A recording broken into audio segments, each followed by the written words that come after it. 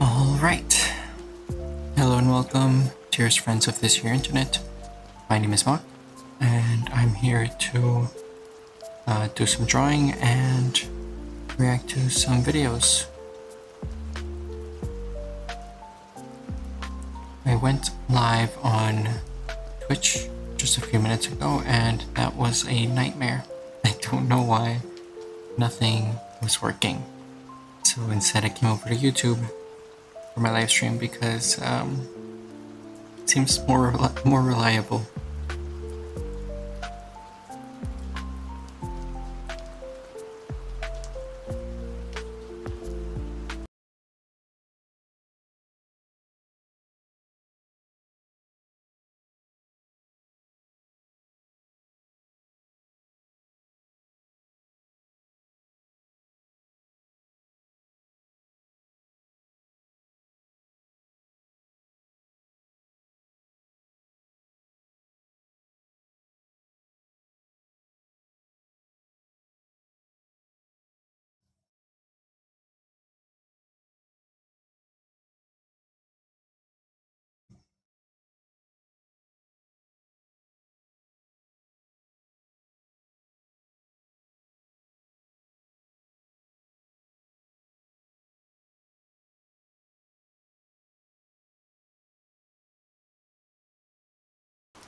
Will you look at that? It's actually working. Alright.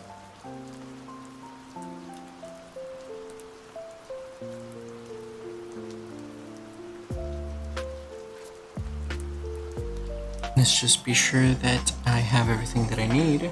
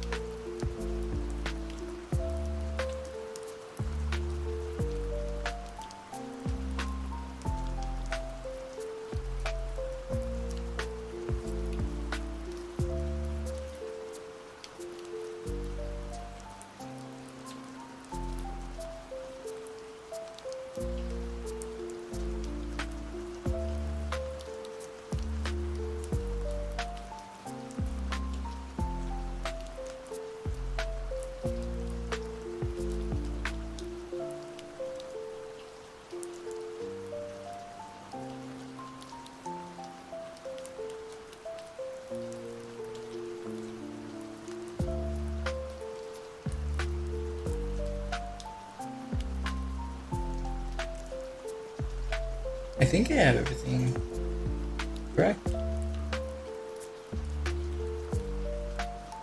Sure, why not? Fit.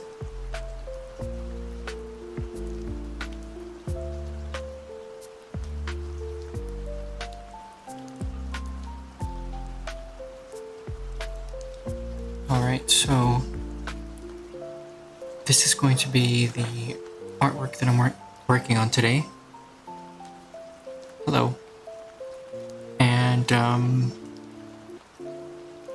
honestly, I'm not entirely sure if I will be working on it because I am having a lot of trouble with the hair. I just don't know.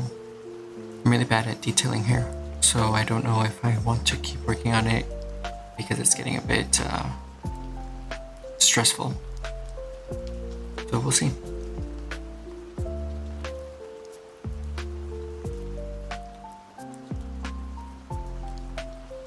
As for the video that I'm watching, or mostly listening to today, it is a video titled How Radical Manosphere Content is Fueling the Modern Day Male Identity Crisis. which I don't disagree with, but I don't think it's the only factor. I actually think there's a large variety of factors that are playing into the male identity crisis. But I also don't think that we're just having a male identity crisis. There's just an overall mental health, identity, and just meaning crisis in our modern era. So we're going to listen to what Salem Tovar has to say about it. I actually got recommended this video randomly while I was at work. I don't really know this creator at all, and I usually like to leave comments on videos, and if it's something that really gets me to think, I leave a really long, maybe 1 to 2 paragraph comment. But with this video, there was so much that I was just like, there is no way that I can fit all of my thoughts into just one comment. So I decided to set it aside to react to it. And, you know, why not work on my digital art skills while I'm at it? It's been a while since I've actually dedicated some real time to my digital art. And, yeah, it has not been good. It has not been good. I have been really slacking. So hopefully I can sit down for about an hour and really get to it. They are being radicalized online.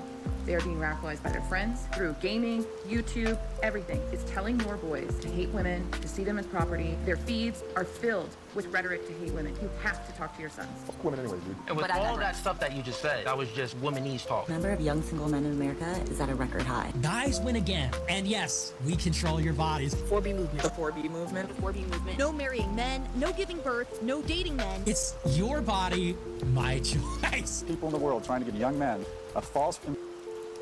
Come on. I don't know this individual. To be completely honest, I don't know who the hell this is.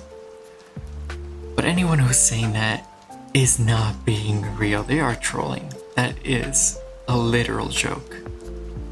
That isn't just, you know, a metaphorical joke. That's a genuine joke.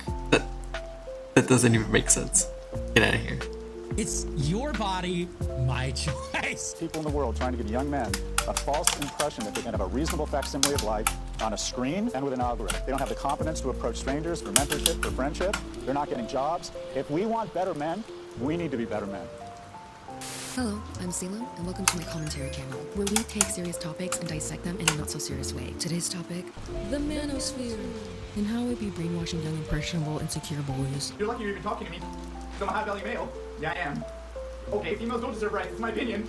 Does anyone in here watch entertainment? This is why men's mental health is... Why does my big water bottle look like a medieval lantern? Hear ye, looking at. Hello everybody, it is me, Salem, and welcome back to my Chanel. How are you guys doing? I am really tired. If I sound a little weird in today's video, it's because I kind of feel like I'm getting sick. Everyone be having the flu. Some people are still getting bovid. Like, it's really tough out here. But you know what? As long as no one's getting sick from mold. Speaking of mold, lunchly Mr. Beast. I'm never gonna let that die. It's a good joke, okay? If y'all haven't seen my last video, which is this one, where I talk about the whole Mr. Beast situation and how a fellow YouTuber, Rosanna Pansino, called the FBI on him, why low-key, she actually had a point doing it, and I agree with her. Like, bro's lore really went from having mold in his flop clearance version knockoff Lunchables to having a full-fledged FBI investigation into him because people be breaking bones and having seizures behind the scenes in his game shows. Like, I can't wait for this year to end. I really can't. But you know what, guys? Even though brain rot children who are addicted to cocoa melon are getting sick off of Lunchlies, I am getting kind of sick of something else this week. What is that, you may ask? People and the internet. Specifically, whatever this is. And with all that stuff that you just said, that was just womanese talk. Guys win again. And yes, we control your bodies. It's your body, my choice. I'm not gagging. I mean, I'm gagging it from, like, the smell. Is it just me, or are people getting a lot more bold on the internet and in real? Yes, they are. And they are getting much more bold because there's a lot going on. There's a lot of people becoming more and more unhinged, and they're realizing that if one person can be unhinged, then why not everybody? What's the point of civil discourse nowadays if anybody who is getting some real traction out there is just absolutely insane? And with regards to the manosphere stuff, let's be real, a lot of it is backlash to the direction that our society has been progressing. In the past, 20, 30, 40 years? Yeah, 40, 50 years? There's a lot of people who feel that their needs are not being met, who feel that their voices are not being heard, and now that they're shouting, there's no way that we can, ignore them. Unfortunately, it seems that everyone is shouting though, so it's becoming quite a mess. Life, or specifically with the whole alpha male manosphere, sigma, beta, RGBIV, like I don't know, ABC 123 type content, because it seems like every year it's getting worse and worse. Now, if you guys have been watching my content for a very long time, I have actually spoken about alpha males, Andrew Tate, and what is called the manosphere, and how it can be very damaging to young men out there who clearly lack father figures, so they look up to people like Fresh and Fit for moral guidance, which I think a guy needs to be 35 years old, had sex with 50 girls, making 6 figures a year, and you'll be in a position where a good amount of women will respect you. I know a lot of things, but I don't know about that. I'm not sure why. We're doomed. But a lot of that type of content, people were able to make fun of, It was very, kind of funny, cringy, because, why wouldn't you make fun of this? But I feel like as we enter just an age of extremism in all sorts of ways, I've talked about how we're becoming extreme in our overconsumption, buying stuff that we don't need. We're also overconsuming food, also being extreme in just our movements and our presence online. And this has really fed this corner of the internet even more. Instead of preaching about buying cars and stuff, it's just straight up really messed up things to say in general as a human being. Some of these men in this corner of this internet will also comment laughing emojis and pointing emojis at women who are sharing their stories or just going on the internet to vent, and I just think that Yes. Everyone is becoming much more extreme from all angles.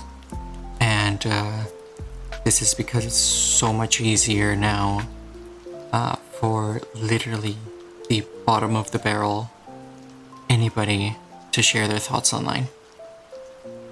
And venting online is part of that. So I don't really know what she's going on about here. It seems like everyone is radical, everyone is extreme, everyone is shouting. But no one is having the common decency to say, hey, you know what, maybe sharing this online isn't something that's good for me or the broader public. That's crazy. That's crazy. And people are taking notice of this becoming bigger and bigger. They are being radicalized online.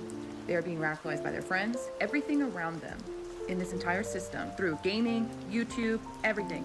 To hate women, to see them as property, to devalue anything that they think or do. Their feeds are filled with rhetoric to hate women. You have to talk to your sons. But does anyone else feel like teenage boys turn into a bunch of fucking supervillain as soon as they enter high school, man? Quite literally like looking at a bunch of future rapists, predators, and domestic abusers, man. So many of these boys and men's girlfriends have even come online to talk about their experience of kind of also losing their partner to this crazy side of the internet and how they're completely different because of it. But the fact that moms are coming onto TikTok to talk about how their son is changing and everything, it just breaks my little heart. It really does. And as much as people want to say that these young men are idiots, that they're horrible, that they deserve to go to hell and rot and burn for eternity, I do have a soft spot for them. Hear me out. Yes, I'm a human that believes the majority of people who say things that aren't very nice still deserve sympathy, because many times, 9 times out of 10, that is not their original thought. They're repeating something from somewhere that someone said, and the reason why they're repeating it is because someone who is buff, rich, and successful is telling. And I agree. Yes. Most of the people sharing completely demented thoughts online are thoughts that were originally posted by someone else and have been completely amplified over time by a variety of people agreeing with them and adding their own 2 cents. But this happens with everybody, really. And let's see, what does she say? Hell and rot and burn for eternity. I do have art. It really does. And as much as people want to say that these young men are idiots, that they're horrible, that they deserve to go to hell and rot and burn for eternity, I do have a soft. Well, it'd be ridiculous to say that. I mean, most of the insanity that goes on online is completely exclusive online. There is not this kind of behavior, at least not to this extent, out in the real world. And when it does happen, it's immediately called out. Someone who is buff, rich, and successful is telling them to repeat these things in order to also become rich, buff, powerful, and successful. These grown men are trying to convince these really young, impressionable, and insecure lost boys that they too can achieve the dream of a 13-year-old boy, which is a bunch of cars, women, and being the alpha leader in the pack. But unfortunately, the narratives and messaging that comes with this type of lifestyle that a lot of young men run into does not have their best interest in mind. If this type of content, messaging, narratives, lifestyles made everything better, and we're truly helping young men, then we would be seeing a growth in the betterment of education, friendships, connections, successes, and relationships, and mental health for these young men. But instead, we are actively seeing that all of that, every aspect of their lives, is actually not only declining, but declining fast. This content actively teaches young boys to be paranoid, angry, blame women for some reason for all of their problems, and this content is not slowing down, dying out, or anything. If anything, it's getting more. Yeah. Mental issues amongst men, depression amongst men, suicidal ideation, actual accounts of suicide among men, lack of education, lack of motivation, lack of financial success. A lot of these issues are on the rise among modern men, but I don't think it's because of content like this. I do believe that the people behind the content are trying to combat these issues, which actually precede the content. But obviously, the content is just terrible. Like, there is no way that you can say that most of the stuff being put out there is in any way useful. More extreme, far more widespread, and the target demographic of this type of content is getting younger and younger. The internet is raising your boys. This is just the outcome of that. And it sucks because I know so many of these men and young men and boys, because at this point, the target demographic for brainwashing is becoming younger and younger every year, which is why we're seeing a rise of this extreme behavior. Remember when the worries were that your children were being raised by TV, and now your children are being raised by the internet? Oh boy. Obviously, people just have not learned the lesson. Us as individuals should be parenting our kids and allowing them way too much free time online or in front of a TV set really does not help them with education of any kind, because they're pretty much just repeating whatever it is that they hear. And if their access to media is not in any way catered for learning, then the things that they're regurgitating are not educated in any way, right? As a kid, I used to watch the news a lot, and yeah, that was pretty depressing. That was really depressing.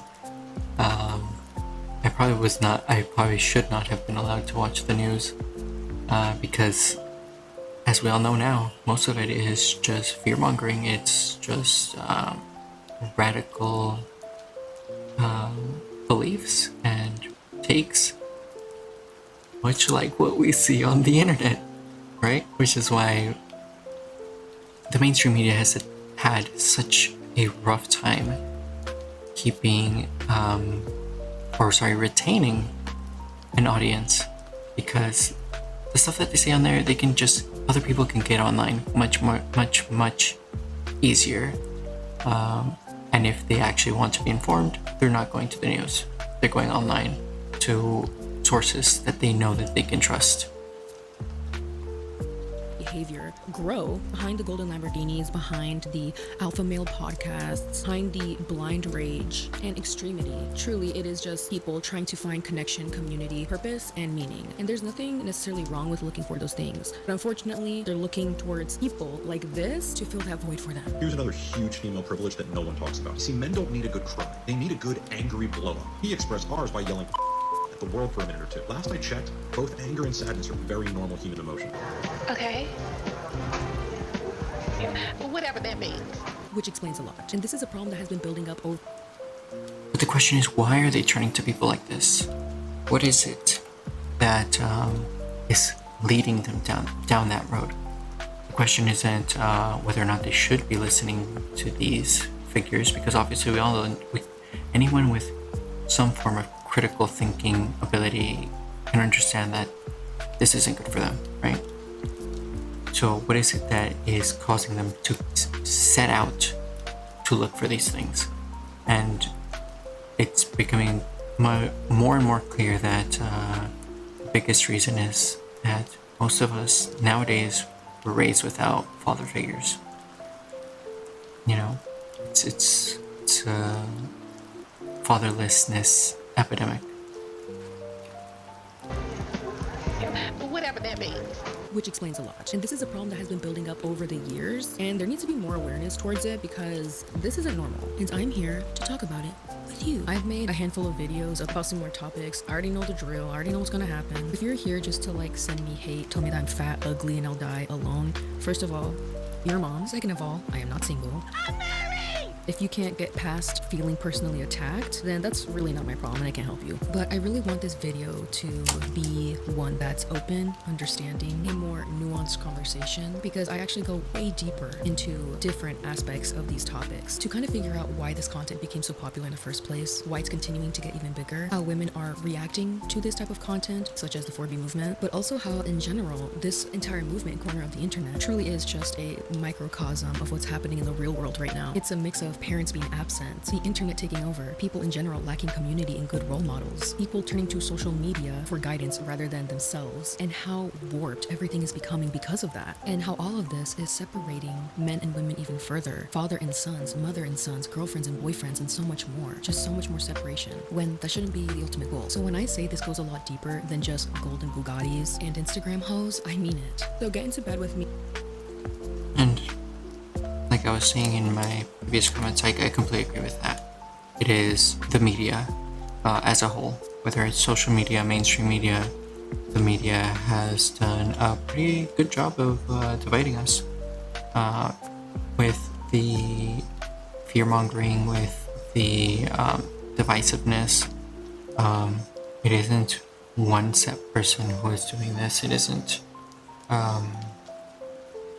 one set ideology that's doing this exactly. It's just a variety. It's an entire coalition of people who are essentially doing it for their own personal gain, and then we as a collective public are suffering for it. Me, get your medieval lantern water bottles, grab your favorite snack, and let's chat. But before we do all that, here's a quick word from our two sponsors. Yes, your girls getting money, ZocDoc and Shopify.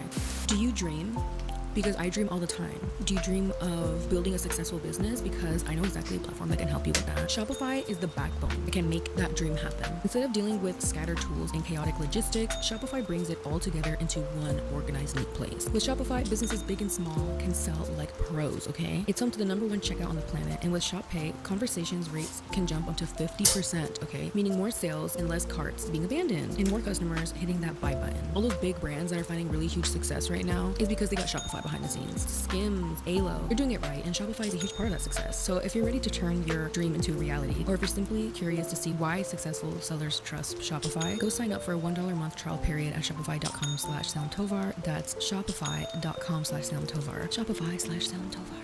I love taking risks. You never know what type of shenanigans you can get into. But you know what shouldn't cause shenanigans? Finding a doctor, yes. And thankfully, with ZocDoc, it doesn't have to be a circus. ZocDoc is a free app and website where you can search and compare high-quality in-network doctors, find the right one for your needs, and book an appointment instantly. They've got over 100,000 healthcare providers covering every specialty, literally from mental health, skincare, eyeballs, dental stuff, all types of things. And the best part is that you can filter doctors who take your insurance, who are located nearby, and who are highly rated by real patients. And you can even book a visit with them within 24 to 72 hours, or even sometimes the same day. I love taking risks, but one thing I'm not going to risk is my health, and neither should you. So stop putting off those doctor's appointments and go to ZocDoc.com/Salem to find and instantly book a top-rated doctor today. That's ZocDoc.com/Salem.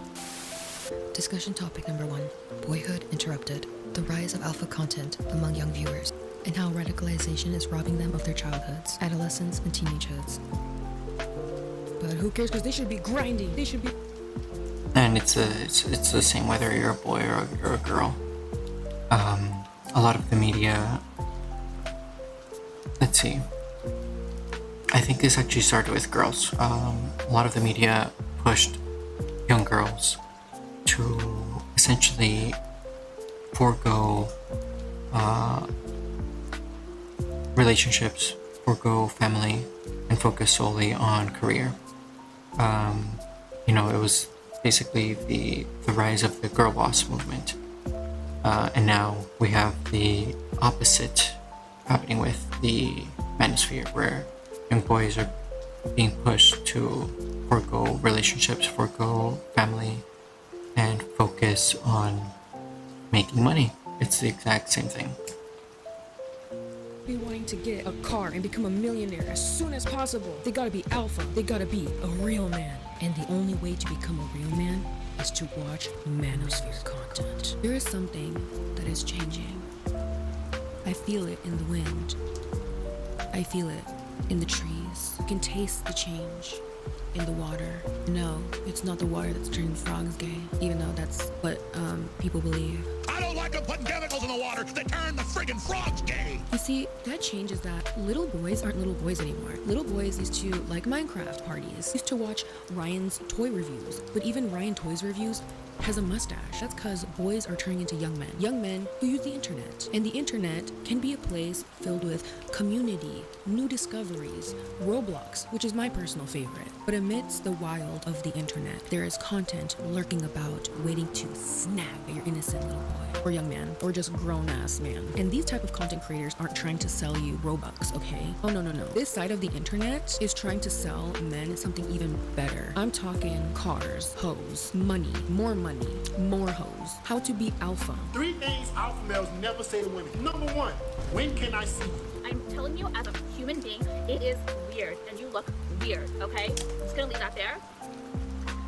And at a glance, this content might just look a little harmless. It's just a couple of guys doing guy stuff, Nothing wrong with wanting cars and, wanting to find a relationship, right? But when you dig a little deeper, you come to find that it's actually... You do not have to accept her rejection. You guys don't understand how much a woman fuck your life up when you don't know what the hell is going on. So there's a saying, give her the gift of missing you. Give her the gift of fighting for your attention. The thing is, a man is capable of having sex with other women while still loving his girl the same. Here's another huge female privilege that no one talks about. Guys win again, and yes, we control your bodies. The whole Me Too movement is innuendo. The whole Me Too movement is trying to destroy a man's character. Do you think that the majority of people that's joining the Me Too movement are lying?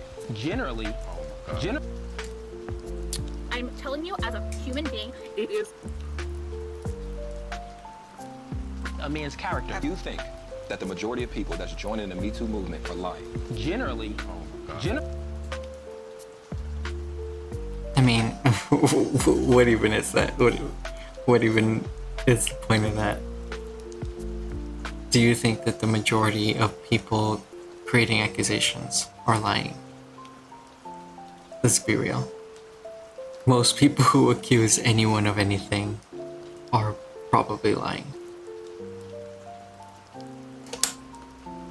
I'm telling you, as a human being, it is weird. The messaging behind the lifestyle caters to a very specific type of male. Young, old, just type of male. Because not every male consumes this type of content. But the male who does, who accidentally stumbles across it and finds that they really like it, or purposely finds this type of content and likes it, kinda get trapped into this never endless loop of these rich millionaire men telling these males that they're not good enough unless they have millions of dollars, look like a Chad, and get to bang at least 10 Instagram hoes a night. But even if your goal is to get more women and money, women are actually the reason why you can't get money. And women are the reason why you also can't get women. And basically, women are the enemy and they're the reason why you are oppressed. Well, the thing is that there is some truth to that. Is that the entire truth? No. Let's see. Get women, and basically women are the enemy and they're the reason why money and money. But even if your goal is to get more women and money, women are actually the reason why you can't get money. And Are women the reason why you can't get money? In some cases, probably. We have created a large incentive structure within education, within the labor market, that does favor women. Does that mean that they're the only reason why you can't get a job? No, obviously. women are the reason why you also can't get women, and basically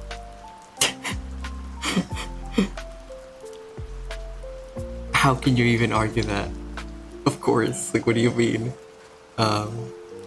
It's like saying, I don't freaking know. It's like saying rabbits are the only reason why you can't catch rabbits. Like, of course. What do you mean? women are the enemy and they're the reason why you are oppressed in society.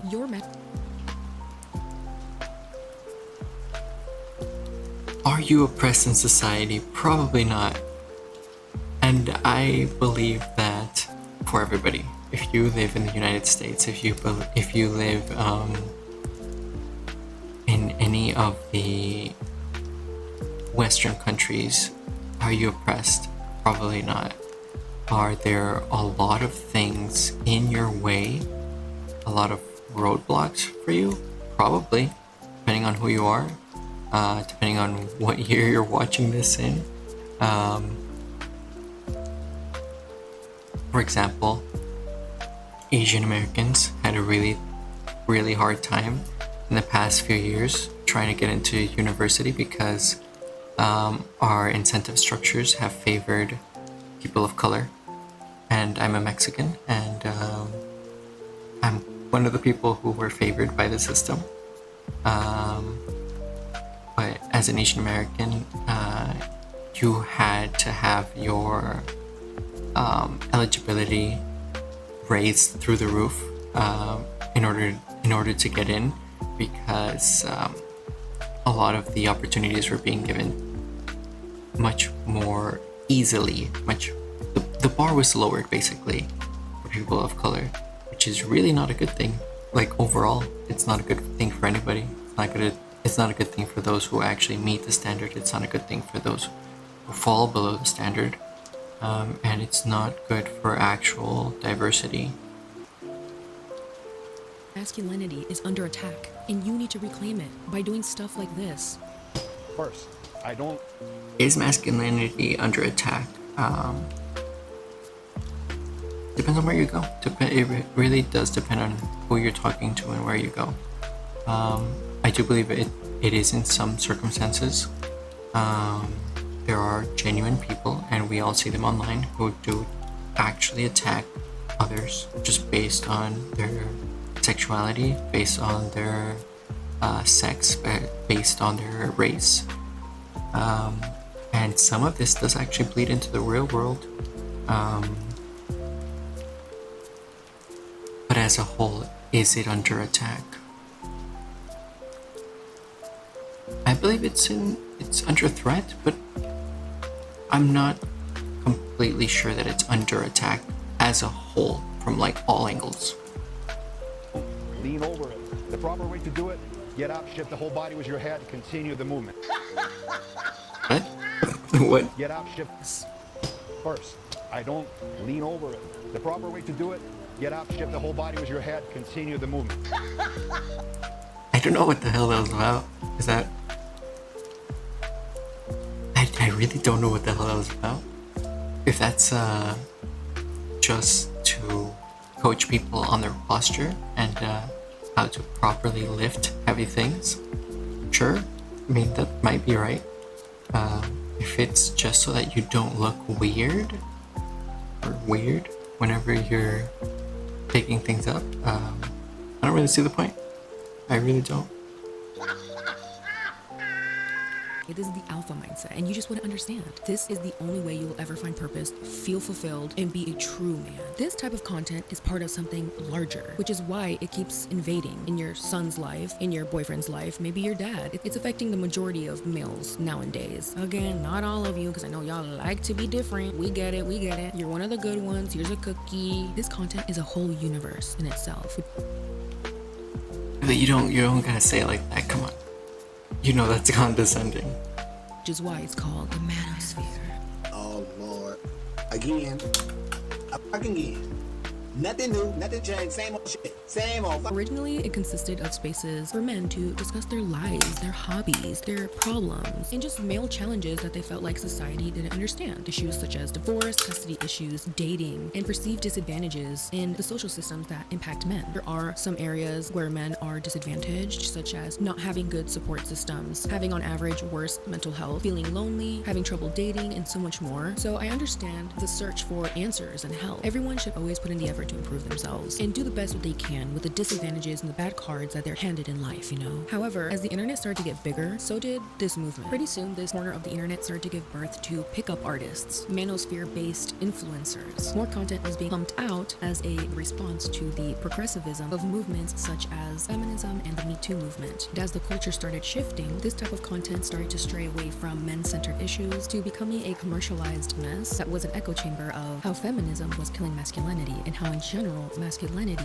was and is under attack. Pretty soon, I thought that was one of the points of feminism, though, to degrade masculinity, because, I mean, feminism is inherently about the uprising of the feminine.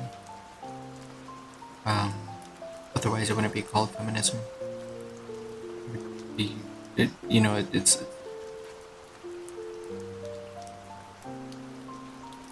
and that's why the manosphere exists now, because feminism did actually radicalize men who opposed it. So this is like a male feminism now. What would that even be called? Masculinism? I don't freaking know. Masculism? Yeah, it's just a pendulum swinging back in the opposite direction.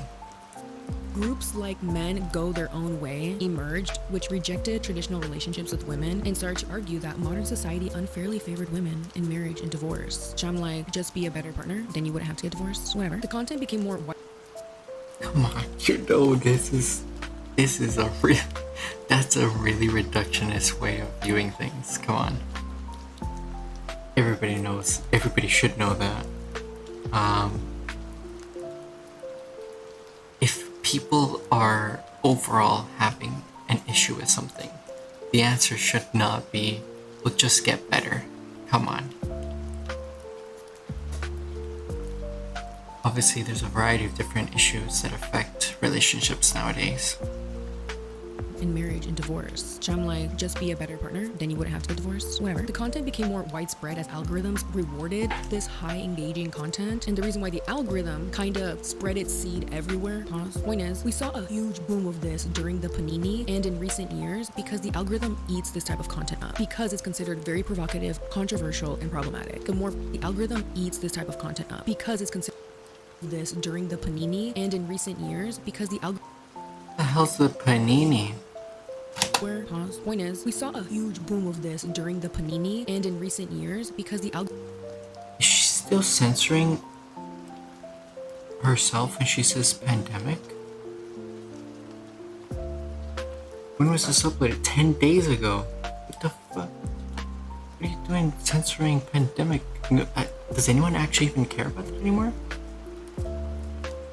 Algorithm eats this type of content up because it's considered very provocative, controversial, and problematic. The more people got mad at it, the more people would interact with it, thus pushing it further into the algorithm, and thus becoming more accessible to accidentally be in the feeds of other young men. Young men who do not have mentors, young men who are insecure, young men who have no idea what they want to do in their life in the future, young men who are struggling with dating, young men who don't know anything about life other than cars and video games. And this type of content finds them at their lowest and takes advantage of that, luring in these young men and telling them, we have all the answers for you.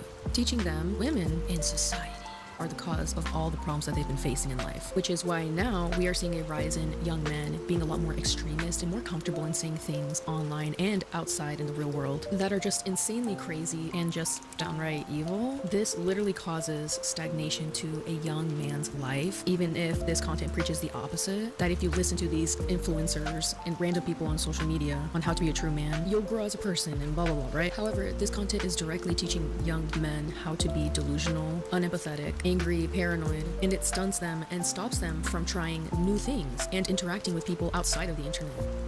I would agree. Yeah, completely agree. But also, it's the same thing in the opposite direction. There's a lot of people out there making content for women that is terrible for women's health, terrible for women's well-being. There's also a lot of people out there making content specifically for Hispanics. That is terrible for Hispanics. There's content out there for black people that is terrible for black people. Like, overall, this is an issue for everybody. Because they're so paranoid. And this type of content tells young men that the more that they seclude themselves, the more that they ignore the entire world other than themselves, that the more that they'll become an alpha, when in reality, it's literally making their mental health and loneliness worse. But God forbid you bring any of this up to them because you'll be labeled as a hater and they about to react like this. Am I canceled now? You're lucky you're even talking to me. So I'm a high-value male. Yeah, I am. Okay, females don't deserve rights. It's my opinion. Does anyone in here watch entertain? No? Okay, then I'll just leave since everyone wants me to freaking die.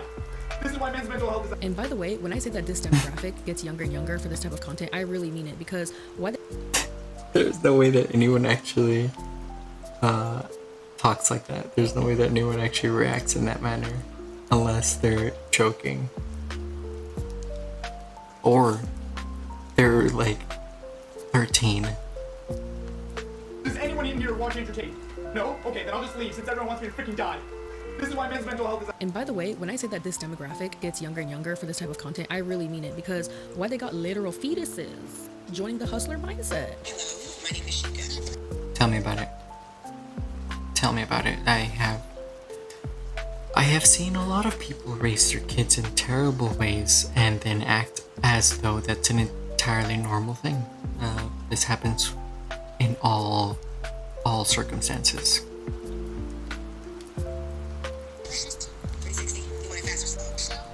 I can't believe that there are people that would do something like this. It's so sick and twisted. What happened to teenage boys? It's crazy that there is such a deep talk about how teenage girls have completely lost their childhood and pre-teenhood to the internet, but no one's talking about that also negatively affecting preteen boys and how they are also losing it to content like this. In their young brain is cars and women and money are cool. So to see these influencers, TikTokers, and alpha male podcasters have all of this stuff that's considered cool, they're gonna listen to them. them because they have all the things they've ever wanted. And whatever they say how to get said thing, they're gonna do the same thing. However, the message that they are sending these young men in how to achieve these things is not the best message. It's often messages that encourage being very unempathetic towards humans, specifically women, being very unnecessarily aggressive, and just encouraging young men to be more extreme.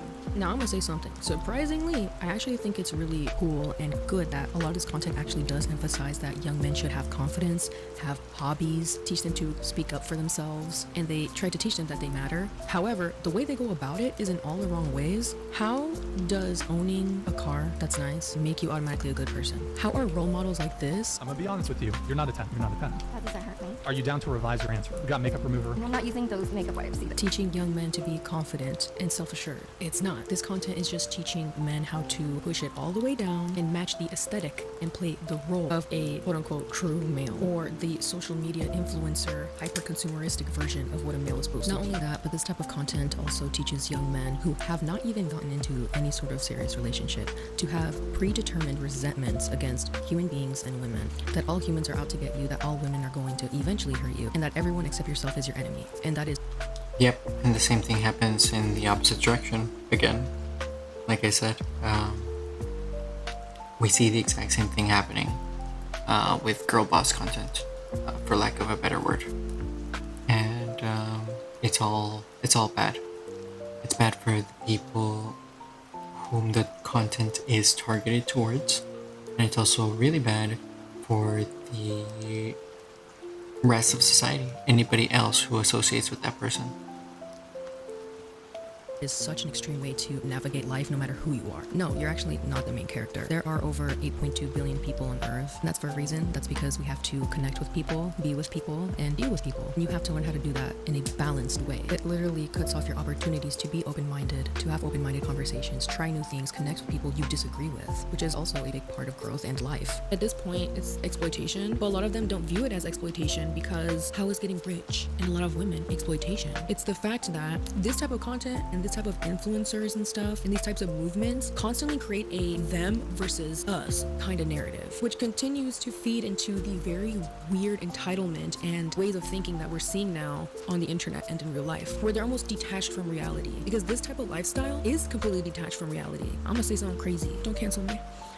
It's actually not normal to live like that. There are men out there who make less, with less cars, with one wife and like a kid in a small house, who is so rich in happiness that these types of men will never even come close to it, no matter how many golden Bugattis they buy. But why listen to that humble guy? They don't have 12 Bugattis. That guy's a freaking Sigma, okay? Because you see, in the manosphere, it isn't just men versus women. It's also men versus men. There are levels to manliness, okay? And if you're on the bottom, then apparently to them, you might as well be chopped liver, or the opposite, you should eat liver and be like liver king. What is this? I think the craziest part of all of this is literally everyone to them is an enemy. Everyone's out to get them. Manhood is under attack. Their money's under attack. Sorry, their non-existent money is under attack, and their non-existent relationships with women are also under attack. It has caused so much of an extreme that young men in this corner of the internet will make up scenarios in their minds that are literally not prevalent to them whatsoever and use that as a basis to argue against women. They'll be like, what about my money? She just wants me for my money. And then you ask them where they work at and they're like, Applebee's. So men don't have a disadvantage in the world. Explain to me why it's legal for my wife to take all my belongings after a divorce. And someone will be like, well, are you even married? And they'll be like, no. Then this is why women don't want to date you guys anymore. And that doesn't change anything.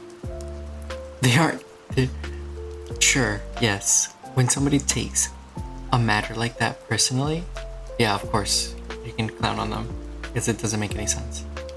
But when somebody is talking about a widespread issue that a large number of people have to deal with, I don't think the fact that that one individual is not currently afflicted by that issue completely negates the argument. That's not me trying to make a joke or be dramatic or anything. Literally, scientifically speaking, statistically speaking, not only are people lonelier than ever, but Gen Z and younger men and women are refusing to date each other. But it is for a reason. But why is this happening? Well, I'm glad you... Discussion topic number 2, from radicalized to rejected, how the radicalization of young men online is feeding the great dating war. There is one common enemy of the type of men who indulge in this type of conversation and this type of paranoia that everything in their life is being under attack, even though, again, no. But unfortunately, this type of thinking has become so common in a lot of young men, especially in Gen Z, that it's a literal... Wait, hold on. That was a bit... It's a bit reductionistic, isn't it? ...in their life is being under attack, even though, again, no. But what do you mean, just no? We aren't actually talking about any of these topics then. We're not actually unpacking any of the claims that they're making. We're just saying no? Like, come on.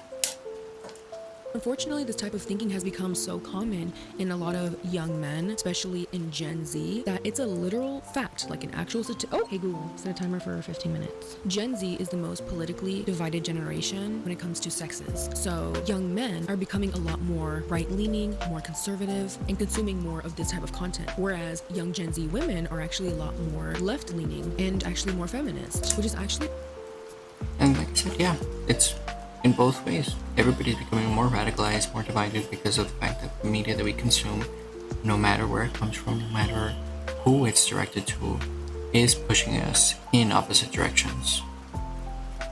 Extremely interesting. It also explains a lot. It especially explains why there's so much tension in our generation, why we see so many men our age who consume this type of content and think the way that they think. But it also perfectly explains why dating is so now. Well, for you guys, not for me. Thankfully, I got married a long time ago, so shout out to my husband for saving me from being in the dating pool right now, because if it wasn't for him, y'all, I would just be a crazy cat lady for real. And I know I'm not the only woman who shares that sentiment, and it's not because men these days aren't attractive or self-motivated or anything like that, but it's because of this division, this really crazy division where people can't even get along on the bare minimum anymore. Everything is a lot more extreme because of young men becoming more radicalized, and even people's mothers noticing that change within young men coming out to share their stories. I've actually seen a really huge shift on social media of women of all ages coming out and saying how they miss who their boyfriends and husbands used to be before manosphere.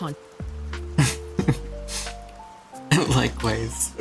I'm just gonna keep saying this over and over again throughout this video, aren't I? Likewise, there's a lot of people saying that, you know, social media such as Instagram and TikTok have radicalized their female companions, their female, family members.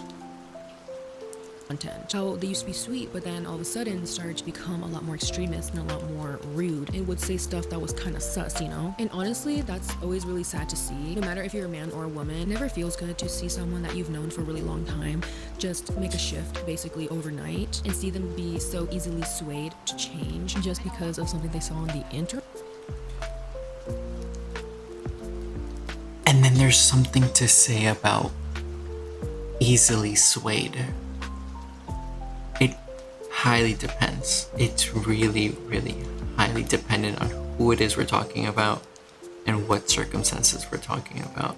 Because some people are not easily swayed, and they have spent a lot of time noticing a lot of very harsh things throughout their life, and that has gradually led them down this path of radicalization, no matter who it is that we're talking about, right?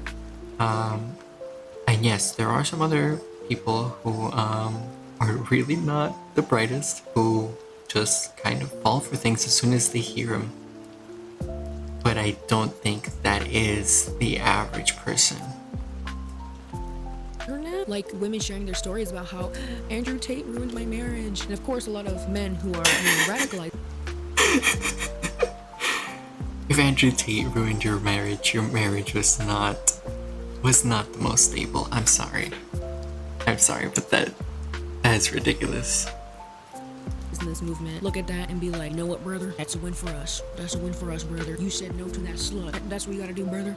Now you gotta focus on getting you a gold Bugatti. That's how you're truly gonna win, brother. Like I don't get it. Do y'all want to be in a relationship or not? Because one of the fears that a lot of this content target in men is that they're gonna die alone, that dating is horrible. But then when they do get a girlfriend, this type of content still tells these young men that it's not good enough and that you need to be more alpha, even though they already have a relationship. So it's like, at this point, do y'all like women? Yes or no? Yes or no? Because at this point, y'all might as well date each other, because I would assume that you were gay. The female vaginas are disgusting. The female vaginas are disgusting. The female vaginas are disgusting. Homosexual? Some point. Huh? Are you homosexual? Girls you know actually have hobbies. This might be the most sexist thing I'll ever say, but do girls have hobbies? Huh? That was the most chronically online thing I've Oh my gosh. So yeah, I mean the first bit, that was definitely some weird stuff to say. The second part though, let's see if we can go back to that. ever heard. Someone Sexist thing I'll ever say, but do girls have hobbies? I mean, let's be real. Let's be real. There's a lot of people nowadays who don't have hobbies of any kind. Oops. They don't have hobbies of any kind, and it's a bit worrisome. Whether you're a girl or a boy, a lot of people's hobbies nowadays has become scrolling on their phone. Back in the day, the hobby that was really pervasive in our society and really causing some issues was people sitting on their couch just mindlessly watching TV. And now that's turned into people sitting in their couch mindlessly scrolling through their phones. So yeah. That was the most chronically online thing I've ever heard. Some of these dudes really think. And there's a really critical question also that we need to ask. So let's be real, for girls, social media has become a hobby, which is really not a good thing, and it is highly debatable whether or not that can even be considered a hobby. And for boys, watching sports, I think, is probably the equivalent. I was going to originally say playing video games was the equivalent, but it doesn't quite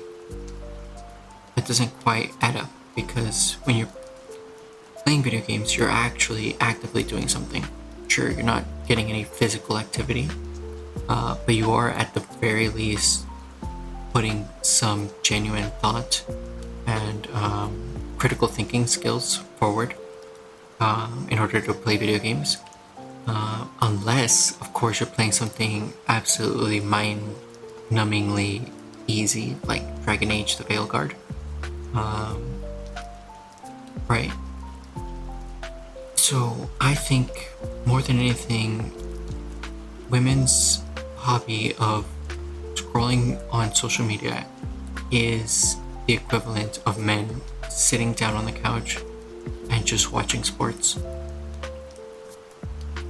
That when we females go home, we power down and just sit in the dark like a robot, and then when it's the next day, we wake up and we're like, oh, time to cheat on Instagram and get a BBL.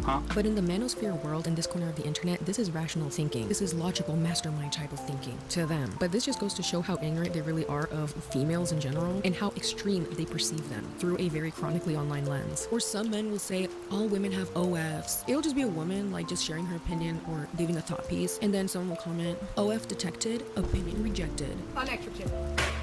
And this is because they live in a world that is full of extremes. They can't look at a woman without thinking that they're boring, bland, and that their only purpose is to either create an OF or be theirs. Like, huh? That's super. Yeah, that's literally nonsense. And if somebody thinks that way, they're obviously a child. They are under the age of 18, mentally at least. But also, let's be honest. Nowadays, it's extremely easy for somebody to go into that line of work, and so for the I'll just say, for the doubt to exist, I don't think it is completely I don't think it's completely irrational to question whether or not someone has gone into this line of work, seeing that a large number of people have. Super detached from reality. Not every woman is an Instagram baddie LA stereotype, and even if they are, who cares? If you don't like those type of women, then You just said. Who cares? You just made an entire segment of the video about it. I mean, the guys obviously care. The women obviously care about the guys caring. So, what are we going around in circles for? Just don't date them and find some other person. The same way men hate when women say all men are the same. They are literally giving the same exact energy by assuming all women are the same, which to them. That is true. That is very much true. But like I said earlier, when a certain behavior has become prevalent in the culture, how can you blame somebody for questioning whether or not this specific individual has partaken in that behavior? Them are boring hoes who only know 3 things: charge their phone, eat hot chip, and lie. This is what the internet does to your brain, by the way, when you spend too much time on it. It's time to touch some grass.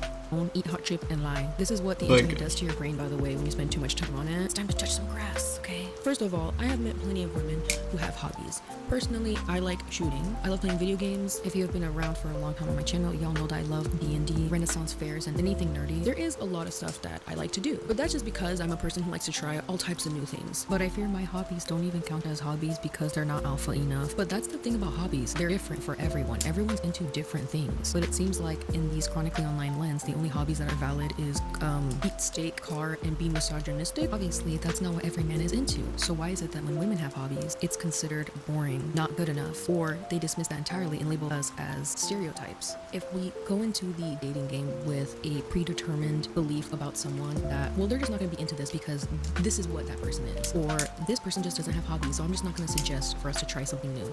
You can't build anything off of that. Or people go too into it thinking we need to have the same hobbies or else it won't work, when that doesn't work either. Remember, y'all, we gotta have balance in all of these things. But the fact that a lot of Yeah, it's the same with anybody. Again, gotta keep saying this.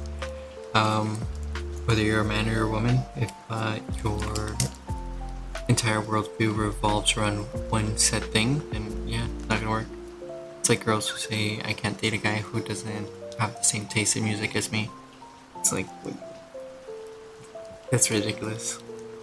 people in this realm of content believe women are either like these mystical creatures that are hard to figure out or just sex objects is very scary. And this is exactly why a lot of young Gen Z women don't want to date right now, because they feel unsafe. They're not sure when their good partner who came equipped with green flags will eventually turn red because they accidentally consume this type of content and get radicalized. It's all very unsteady and Come on, that's straight up fear mongering. Oops, I accidentally clicked this video, now I'm a freaking maniac. Like, that's not how things work. That's literally not how things work.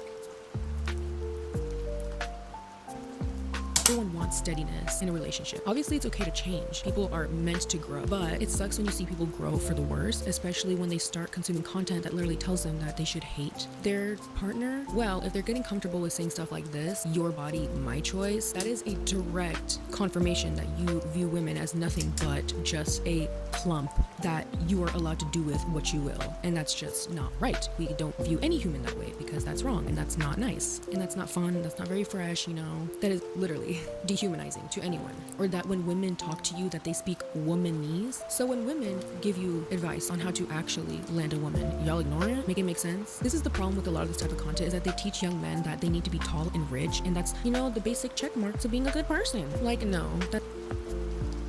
Oh, I thought you were saying that genuinely. Okay. Never mind. I was like, hold up, what? Men that they need to be tall and rich, and that's, you know, the basic check marks of being a good person. Like, no, that's actually not how it works. And because of this radicalization within young men and Gen Z, young women are also fighting this extreme with their version of extremity, which is right now the 4B movement. The 4B movement is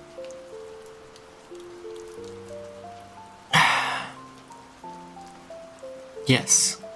I'm gonna agree. The 4B movement is probably a response to the manosphere. But the manosphere is a response to radical feminism, so it's, one came before the other, and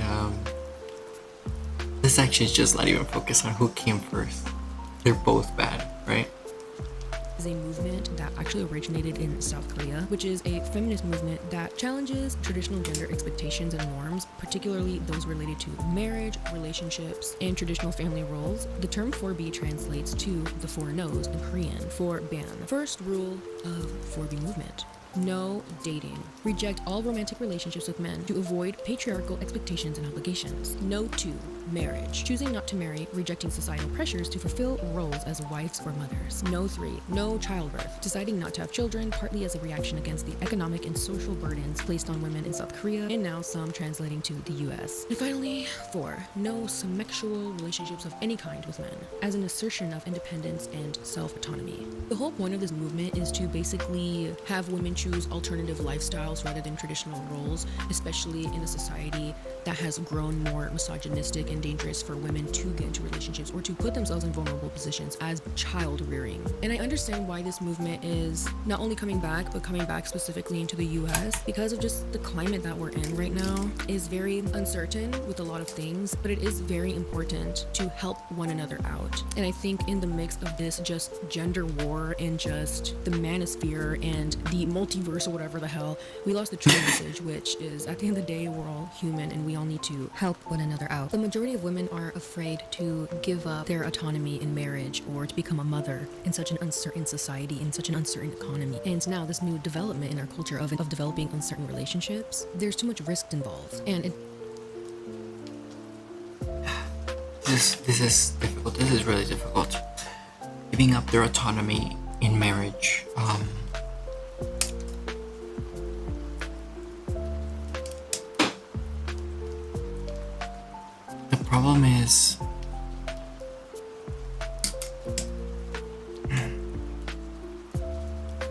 The problem is that naturally, to be completely frank,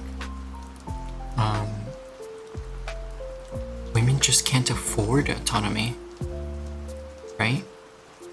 Having children, no matter what time era you're having them in, no matter what financial circumstances you're having them in, having children is a very costly thing when it comes to time, when it comes to resources. So you can't afford to be completely autonomous. You have to have some sort of support, whether it be family, whether it be your significant other. There's just no way around that.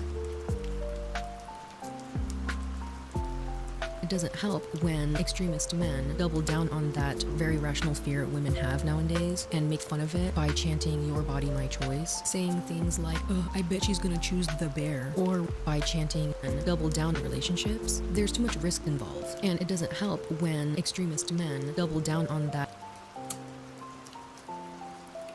And I would agree, there is too much risk involved nowadays.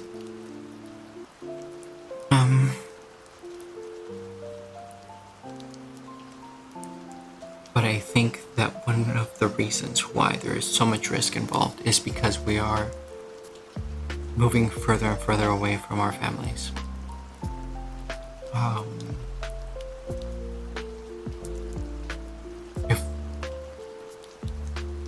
If we don't have our families to back us up, we don't have the safety nets needed to be able to raise children and to have an actual family.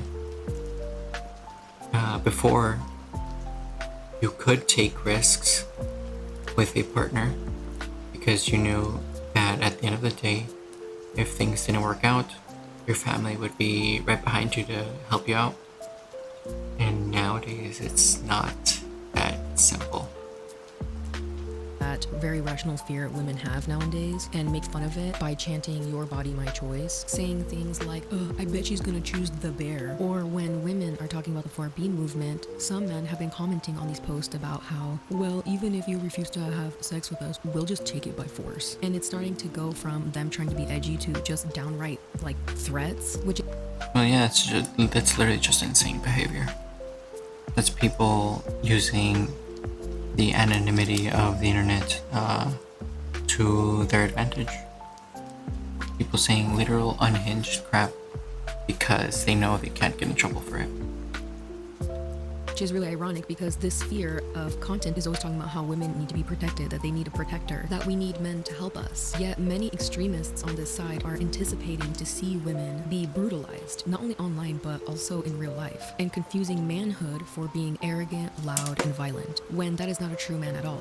But again, when women tell a lot of these men what women are actually looking for in a long-term partner or in a relationship, what they consider attractive, what they think manhood should be, then they're just completely shut down and are told that they're speaking womanese. So even the nuanced conversation between man and woman has been completely shut down. It's like both sides are just not open to hearing each other out at all anymore. Both kind of being shoved into this new age of really intense tension and uncertainty, even being around each other. So why would we date? This is why the dating scene for young people is dying. And the large factors as to why this is happening is due to just the world around us being extra uncertain. And uncertainty makes people panic. But also our world becoming more sadistic and taking joy in hurting others, belittling others, and quote-unquote humbling others in order to feel good about oneself, which has been causing this overall energy of unsafety.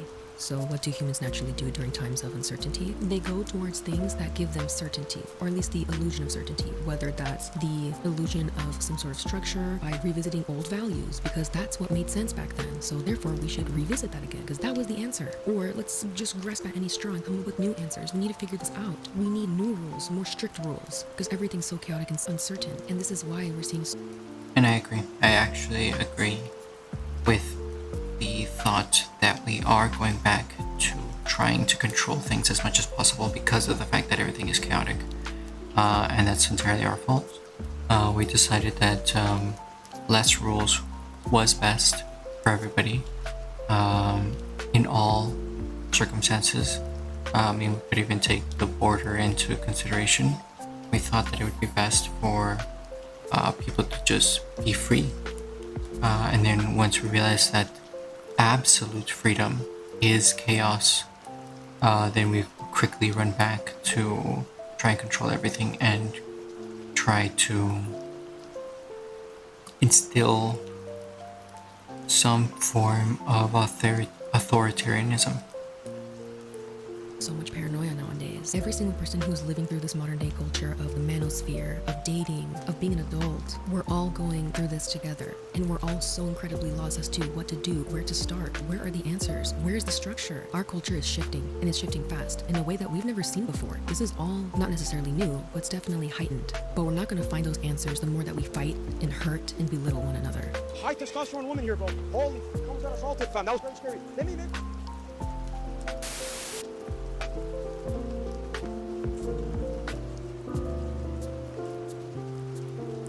I will say that at the end of the day, these aren't men who are looking for gold Bugattis, Instagram hoes, and everything. Sure, maybe they're making it seem like that's what they're looking for, but truly what they're looking for inside is purpose, direction, and fulfillment.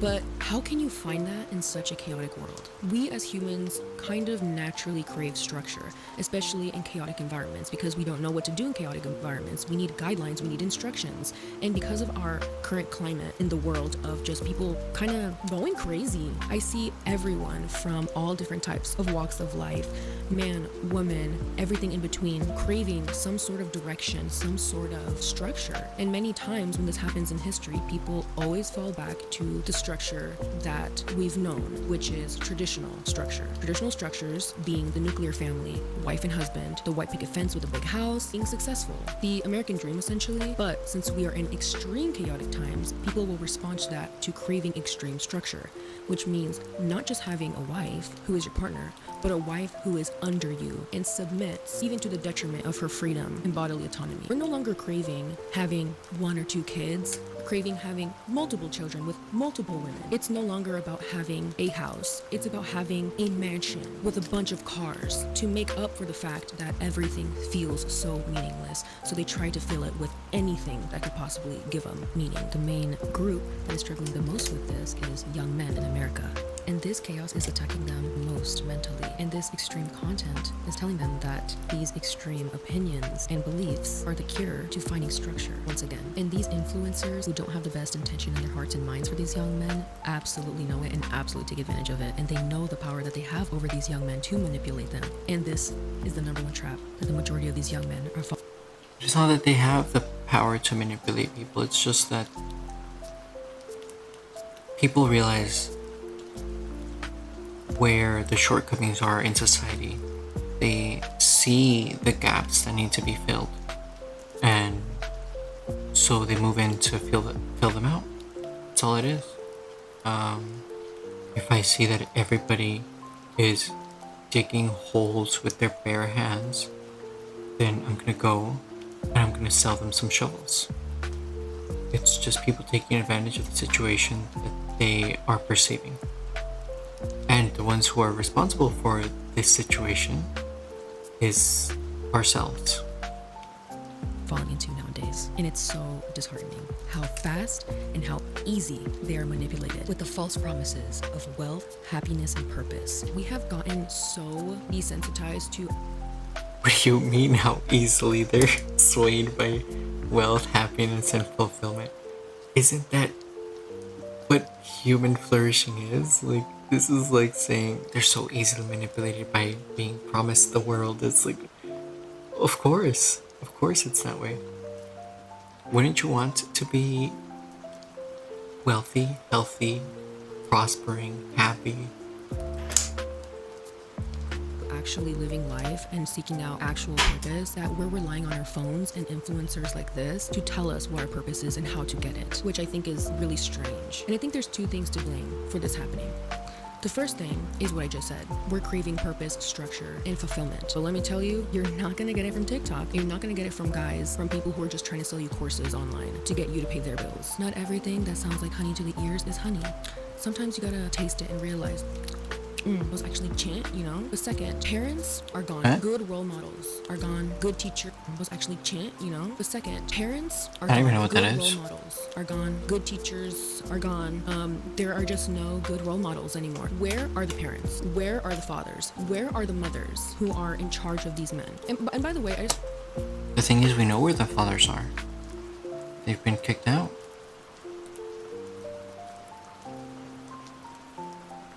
We have collectively as a society made the overarching decision that that families are actually better without the father figure in the home. And now what? When I say something, just because your child gets married and has children doesn't mean that they stop being your child. I know a lot of parents think that their parenting stops when kids get out of their homes, but no. Some of y'all's children stay stagnant until they're like 40 years old because you stop parenting them, and it's very obvious. And it's even more obvious when a lot of these. No, that doesn't make any sense at all. If that were true, then older people would be acting even more like children because their parents are no longer around to tell them how to behave. This makes absolutely no sense. The problem is actually the complete opposite. These people did not learn as children to behave properly, and so therefore they continue to act like children even when they're adults.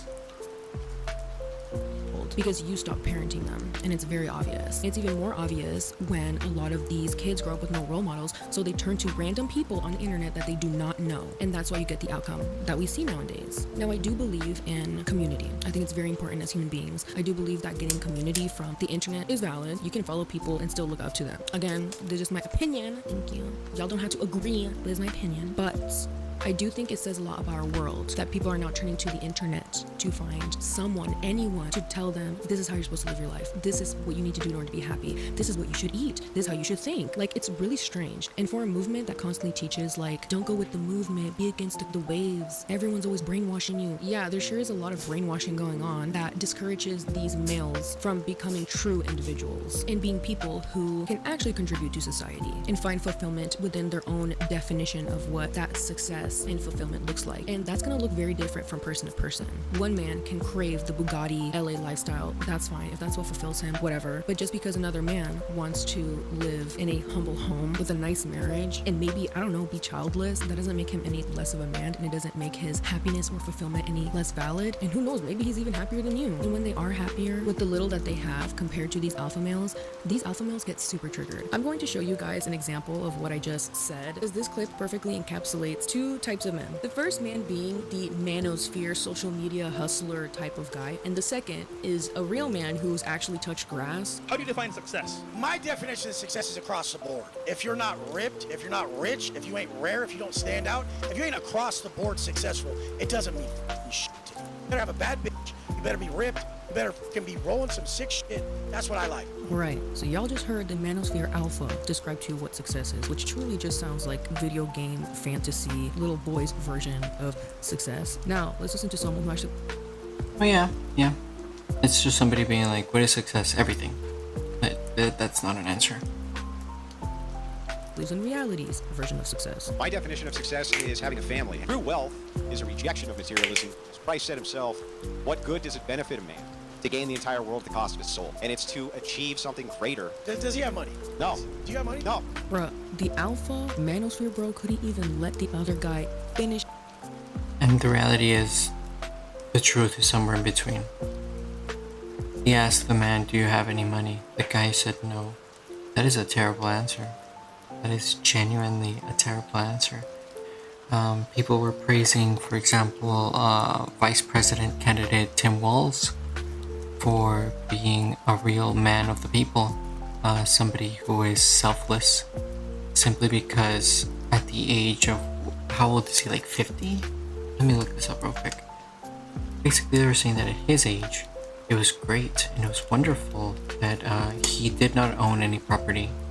He did not have any investments, and he had no financial ventures of any kind.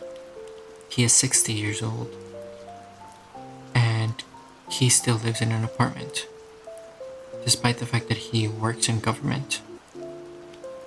I'm sorry, but that is not success. That is failure.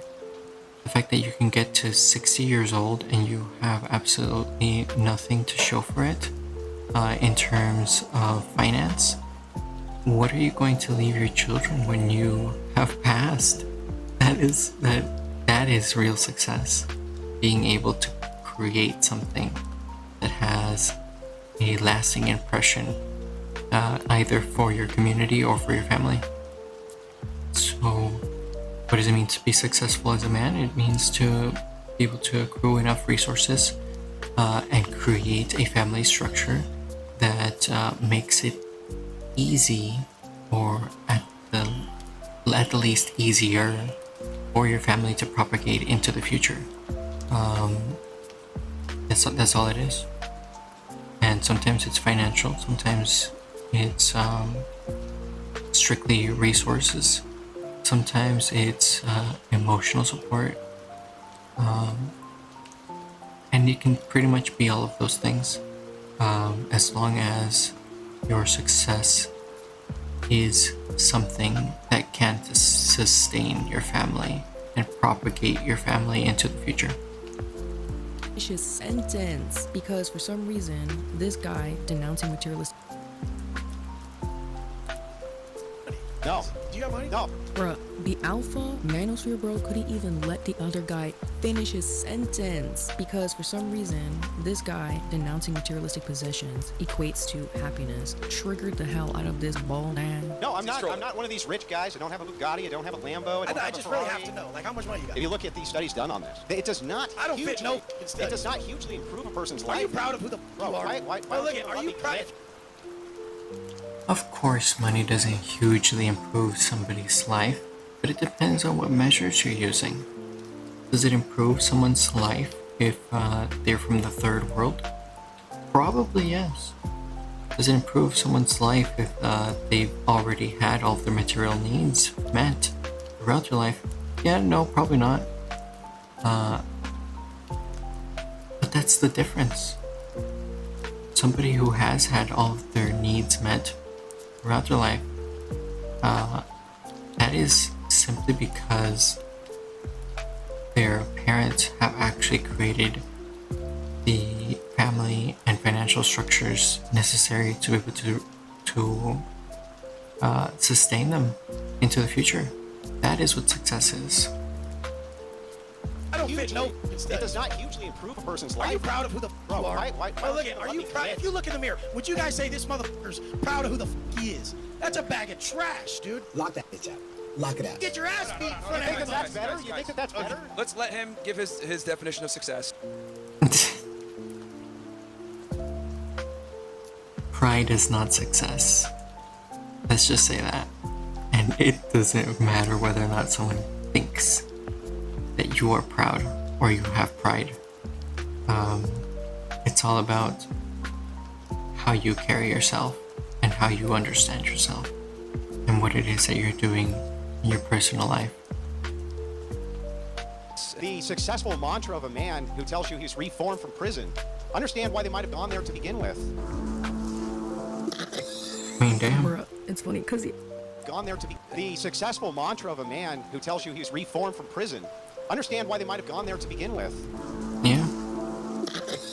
There you go. Bruh, it's funny because he actually did go to prison. Damn it! You're still whining. Stop whining. That and is just a make an product. argument. I'll smack your fat ass. So you're gonna attack. You're gonna All right. Men don't have. We can agree on that. Physically, men usually have hair. We can agree on that too. Damn. But then you guys really hang out with these guys. This is not an argument. Like Jesus Christ. There's go ahead, man. The whole crowd says, "Yeah, we'd hang out with them." Different guys Yeah, on the this is panel. why most people don't invite Oh, me. did you really? But then you guys really hang out with these guys. This is not an argument. Like Jesus Christ. There's go ahead, man. The whole crowd says, "Yeah, we'd hang out with them." Different Yeah, guys on the this is panel. why Damn. most people don't invite me places. Different guys on the This is panel. why most people don't invite me places. This is why most people don't invite me places. Can I lie? Can I lie? Can I fucking lie? Yeah, the absurd insanity is on both sides. Nicki Minaj is insane. That bald man was insane. What did we learn?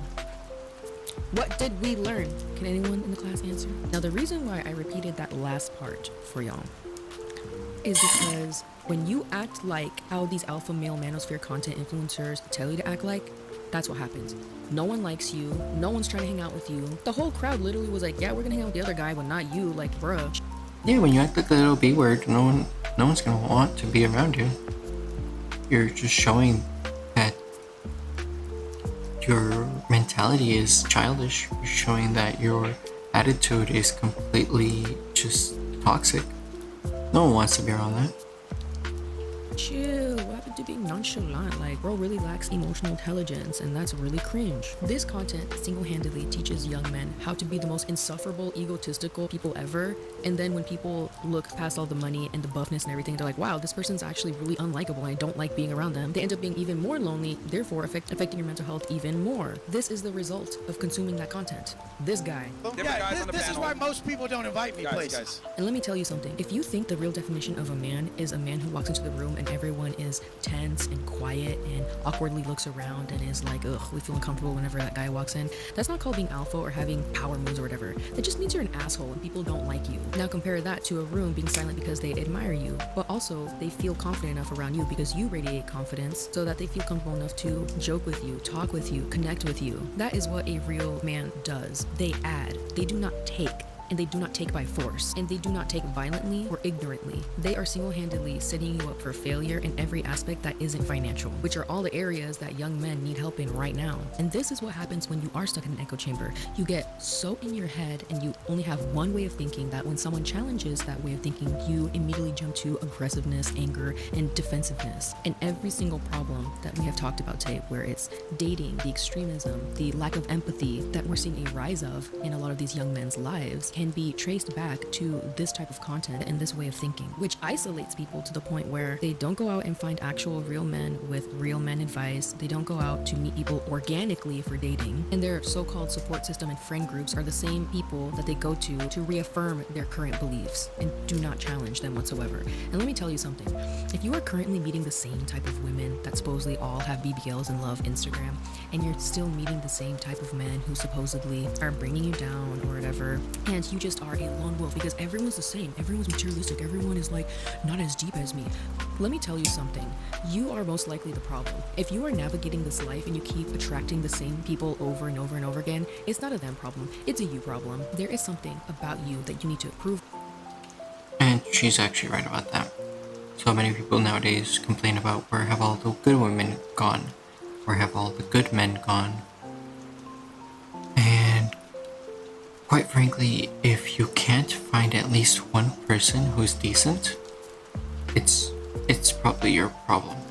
It's probably the fact that you are creating environments that are negative for you, or you are constantly chasing after negative people. There's no way around that. Move on or change your energy, the way you carry yourself. It keeps attracting the same people that constantly disappoint you, and you need to change that. And guess what? Becoming an asshole does not help that at all. Obviously, this means also not becoming like the nicest person that just becomes a doormat. No, there's a balance to these things. Jeez, why is this so hard to just tell people this? There is a way to set boundaries and defend yourself and your beliefs in a respectful way. And no, being honest and trying to humble people is not you being edgy. Again, it's being an asshole. It is a disgrace to the human experience for you to constantly shut out other people's opinions, shut out new experiences, for you to live in an echo chamber, for you to not go outside in the real world and meet new people and do things that make you uncomfortable, to not listen to others, to not reflect on yourself. It is a disgrace to the human experience for you to live it in such a shallow manner and to live it in a way where you're constantly focusing on nothing but yourself. We as humans are not meant to be competing against each other. We are meant to be complementary. As much as this corner of the internet wants to keep pushing the messages of men compete, ooga booga, we are cavemen, we must go back. Well, guess what? We have Taco Bell around the corner and we have Venmo. We're not in the prehistoric times for a reason. We evolve, we change, we grow as human beings. Our purpose and structure is going to look a lot different. And as we evolve and grow as human beings, so does that purpose and structure. Now, you probably noticed by now there is one subject I didn't really touch on that is a really big factor in this type of content, which is Christian nationalism and how a lot of this content always kind of uses the Bible. Yo, we took a hard turn there. When did manosphere turn into Christian nationalism? As far as I can tell, they're two very different things. I mean, why do they have two different names? Where did that come from? Christian nationalism and how a lot of this content always kind of uses the Bible or Christianity to be like, see, this is what God tells us to do, this is biblical, so you can't. I don't think that bald guy uses the Bible. And if he does, what the hell is he going on about? I don't think people like that are trying to recite scripture or ground themselves in a biblical worldview. I don't know. Maybe it's just me, but if someone's doing that, that's straight up just insanity. It's literally somebody who doesn't know what they're talking about and is completely off base. Can't tell me that I can't be this way because men are above you and that's how it should be. For those of you guys who have been listening to me for a while, my parents were pastors, and faith to this day remains a very strong part of my life. I have been very open about how I am in a pretty traditional marriage. So, you know, I stay home, I cook, I clean, and I actually thoroughly enjoy it because my entire life has been complete chaos and it feels good to finally just rest in peace. My husband goes out, he works, and he pays the bills. But he also comes home and he helps me. Sometimes I make money off my hobbies and contribute. There is balance in everything. And when I first tell people this, they think that I'm oppressed and that I'm actually secretly miserable. But this is because, unfortunately, our world has completely tainted biblical manhood to benefit their narratives and their toxic beliefs. One of the biggest verses that I see all the time that people use is, wives, you must submit to your husbands. And I've said this so many times before. You must look at the context of who the people are talking to in the Bible. Now, this Bible verse comes from the book of Ephesians, and the context around that is that it was written by the Apostle Paul to the church in Ephesus and the surrounding area around 62 AD. And the book was actually written while Paul was imprisoned in Rome, and this book that he was writing was for the people in Ephesus, not for us. If you want to take up what they say personally and apply it to your own life, that's up to you, but let's not misconstrue stuff. In Ephesians 5:25, after the verse of how women are to submit unto their husbands, which is the only verse that people tend to read when wanting to benefit their narrative, they stop there. But the next Bible verse, literally the next words, the continuation of that verse actually is, Paul calls husbands to love their wives as Christ loved the church and how he gave himself up for her, meaning this is a sacrificial type of love that Yes, yes, yes. I mean, I'm glad that she actually, like, I'm glad that she actually is well informed and she's actually talking about things from a dualistic perspective now, instead of going down one single path. Because that is literally what love and marriage is supposed to be about. It's about each other submitting to one another.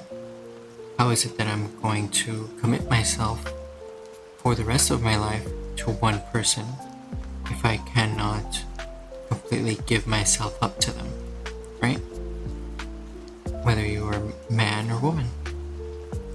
requires softness and giving. It's not domineering behavior and it's not overpowering behavior. And a woman should only listen to her husband if the husband is fulfilling his role of being giving, soft, and sacrificial. But they don't want to read that part, huh? And in general, I don't ever recall in all my years studying the Bible and well, I don't know about that. Let me see. Let me hear that. I want to read that part, huh? And in general, I require softness and giving. It's not domineering behavior and it's not overpowering behavior. And a woman should only listen to her husband if the husband is fulfilling his role of being giving, soft, and sacrificial. But they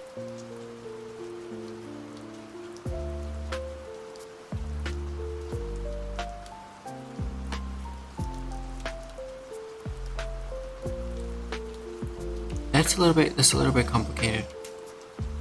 Should one as an individual only listen to their significant other when they're being soft? What was the behavior and it's not overpowering behavior. And a woman should only listen to her husband if the husband is fulfilling his role of being giving, soft, and sacrificial.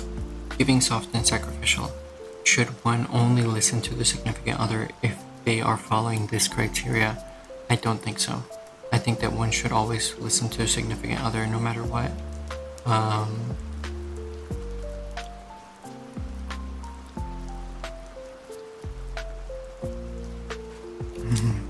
it's tough.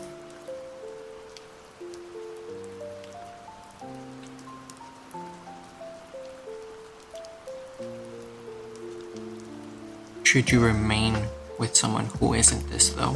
Of course not. You should always listen. You should always speak your mind. But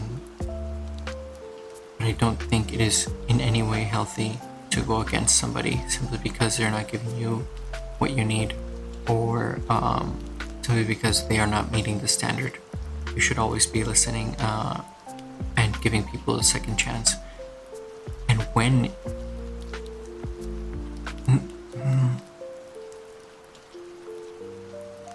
but like I said, yes, you should always be speaking your mind. So you should be making it clear that if they are not following if they are not meeting the standard for you, then they have to change. And I think it's completely fair to walk away whenever they refuse to change.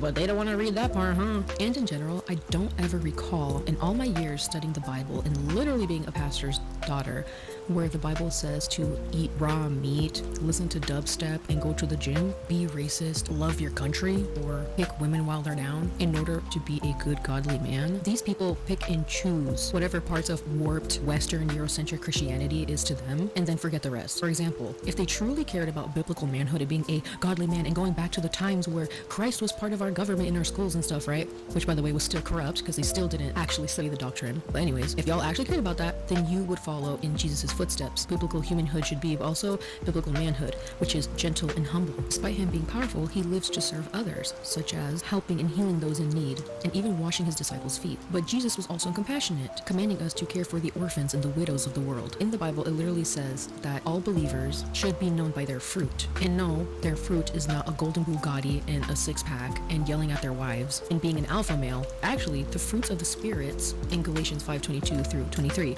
literally says that it is love, kindness, gentleness, and self-control. How could you possibly take anything of this context and think that this... Well, any of you guys really hang out with these guys? This is not an argument. Like, Jesus Christ. They're skilled. They're skilled at some things. his actual manly biblical manhood and use it to tear women down, make fun of the fact that their rights are being stripped away from them, turn it into a race thing or a political thing. But if Jesus were alive today, they'd be calling him a Sigma or a special snowflake. But that's because a lot of men in this corner of the internet and in real life who claim they're all for traditional values and biblical hood and stuff, they actually don't want to be like Jesus. They want to be God. They want God's power. They want God's wrath and judgment. But if they actually read their Bibles, they'd know that no one can be him, and they're not. Like I said earlier in this video. And I agree with all of that. I agree with all of that. And I would say that the average person, whether they are male or female, act in this way. They want to basically be the only say in anything, right? They just want to be everything. And that is incredibly unhealthy. Video, chaos and uncertainty. This is what happens. But it's almost like people don't want to grow. They don't want to evolve, to be progressive. They want to stay in the chaotic and the uncertain. And it's devastating to see that people would much rather live.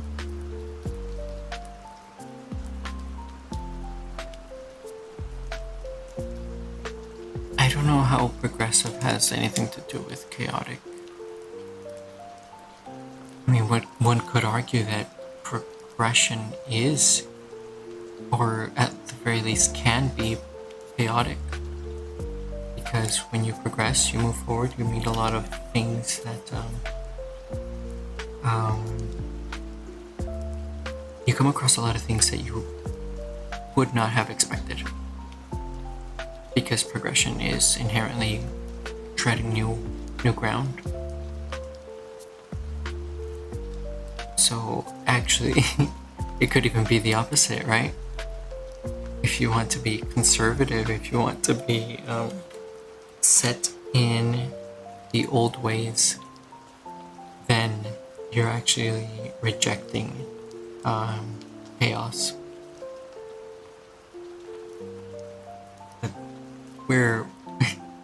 But we're getting a bit lost in the sauce here. Live in that chaos and uncertainty so that they can live out all their depravity and all their wildest, angriest fantasies rather than just to come together and find a solution that works for everyone. We are facing in modern day society an endless loop of insanity. And if you keep trying to chase something that just isn't working, consuming the same things over and over again and getting the same results, it's time to break the chain, but truly break the chain.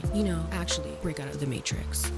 Alright guys, that is it for today's video. Thank you guys so much for watching. If you watched the entire thing, make sure to comment down a duck emoji down below so I know you guys watched the entire thing. And if you did, I love you and you're my best friend. Remember to like and subscribe and click the notification bell so that you're notified whenever I upload a new video. Join my neighborhood. Become a neighbor. Join my community because I'd love to have you. Comment down below what your opinions are. Be nice or I swear to God, I will never come back on this platform ever again. I mean, who said that? Y'all know the drill. Like, you guys are allowed to disagree. I don't care. Just be cordial and respectful about it. If y'all call me like a fat hoe, like clearly I'm gonna block you, so y'all are not about to bully me on it. Remember to follow me on my Instagram so that you guys can see me rant on my stories and just see all the behind the scenes shenanigans. Or if you just want to get to know me more as a person, my Instagram handle is at @_SalmTovar_, or if you just type in Salm Tovar, you'll find me. My icon is me with a cowboy hat, so it'll be very easy to find me. And guys, within my highlight sections, if you click the YouTube one, you will see my past videos, but also the possibility to join an Instagram chat called The Neighborhood, where you get notified of just stuff that I'm doing that's more personal, behind the scenes stuff such as this, and so much more. So make sure that you join that. And also, y'all, if you want more of this content, go ahead and follow me on Spotify, Apple Music, anywhere to hear more on the Salem Tovar podcast. I'd love to see you. Listen to me while folding laundry. Listen to me while you chant. I don't mind. But with that being said, every single video I give y'all homework, and the homework that I give you guys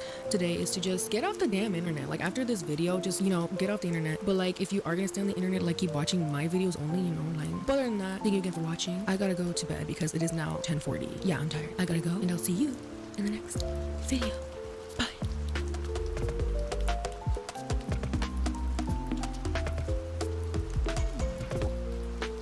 That was certainly interesting.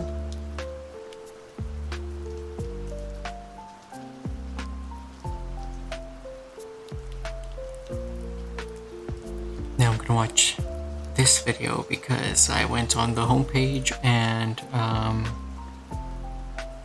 I was kind of jealous. Some people out there, their drawing skills are something else.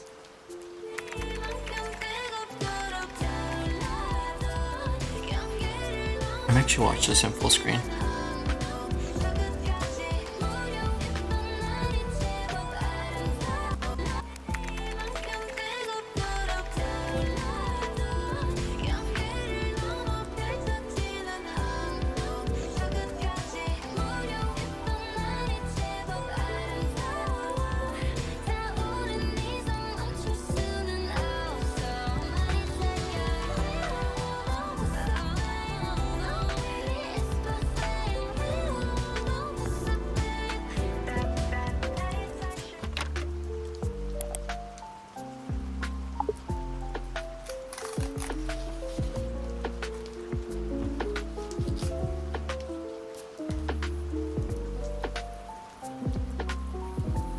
Actually, never mind, because now I really want to. After seeing the hair, now I really want to fix mine.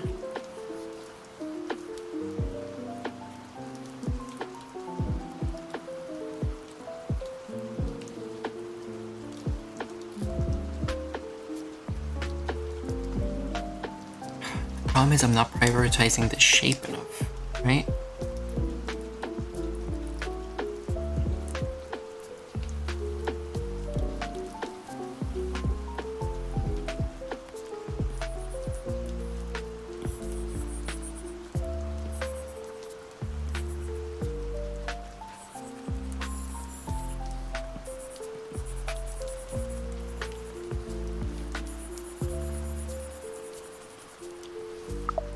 The real Daniel, like it because it gets rid of annoying pop-ups when I'm trying to unwind. And did I mention it's free? But I've been let down by so many ad blockers before. This one's different. Hi isn't just an...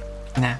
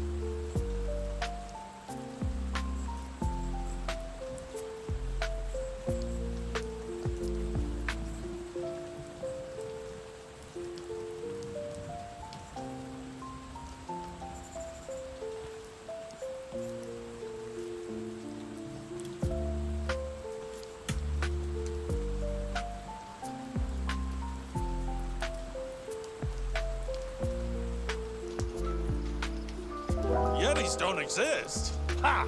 Looks like we've got some work to do.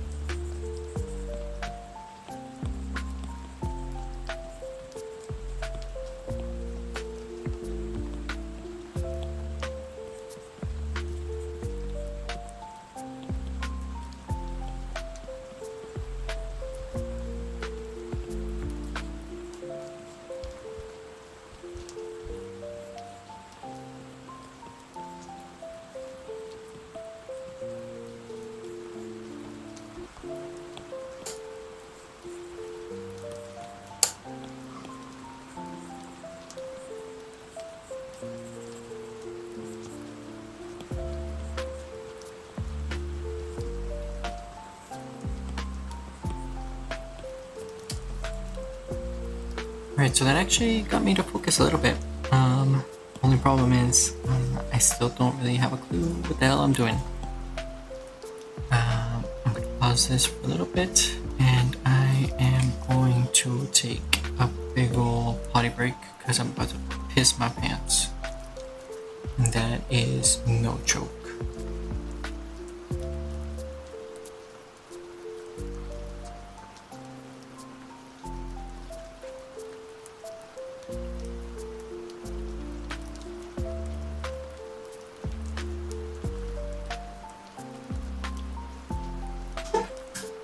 There we go.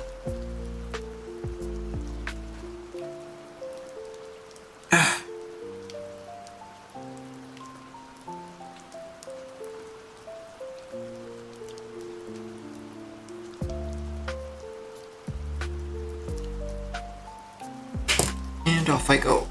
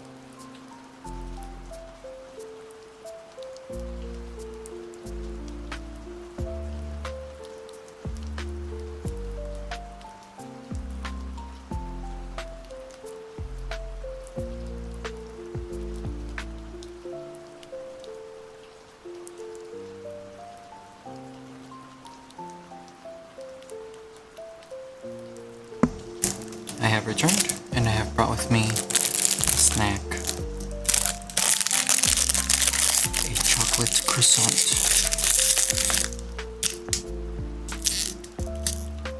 boy. The microphone does not like this wrapper. I'm gonna mute the microphone real quick, so I don't become too ASMR.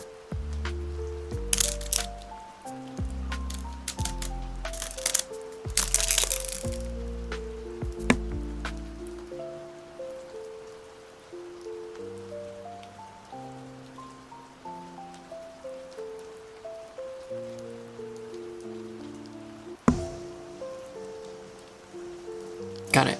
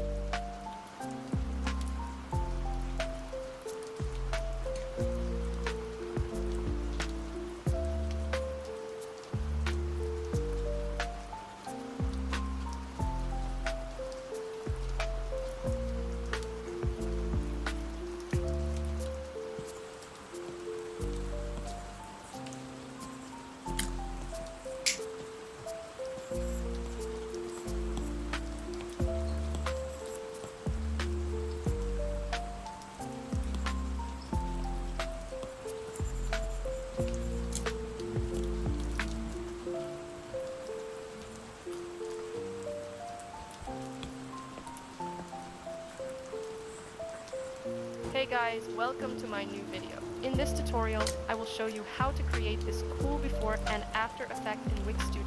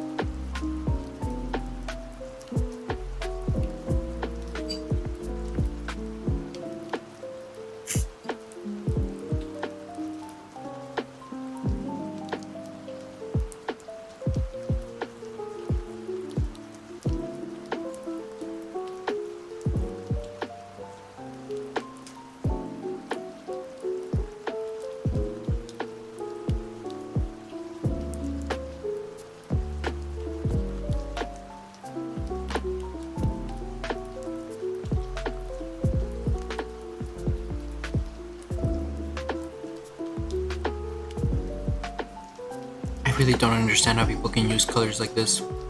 It's straight up insane.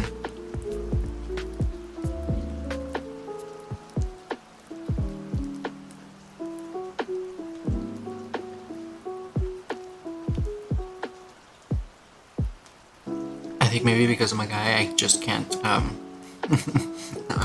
I'm just inherently bad at colors.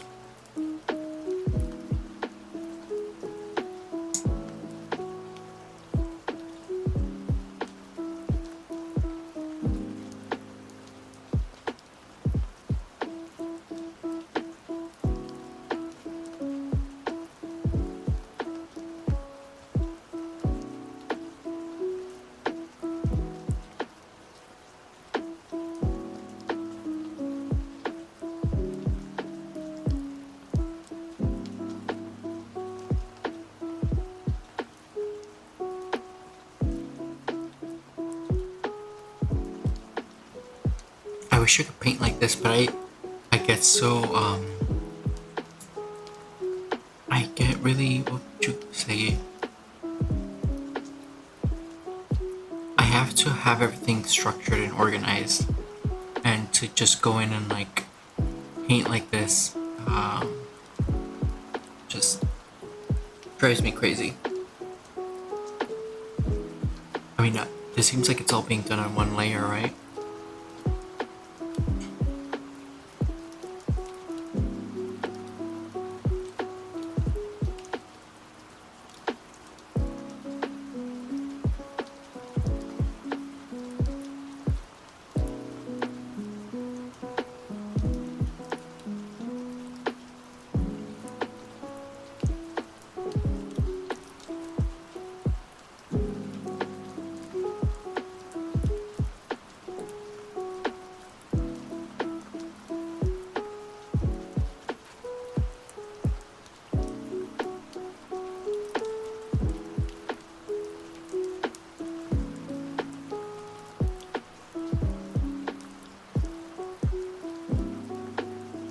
They've become so adept at using the shortcuts.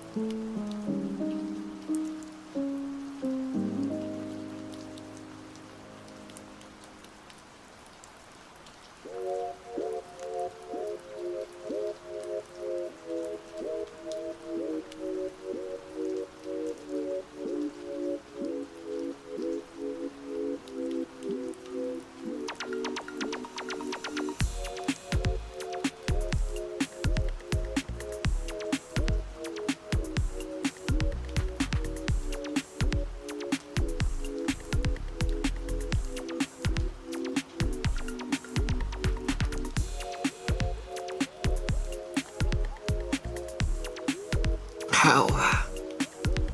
How?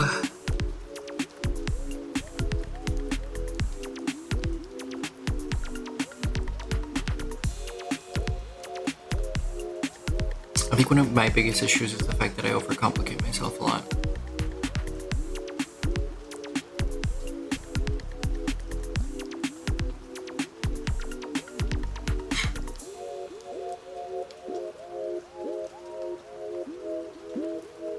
What if I treated this like a painting?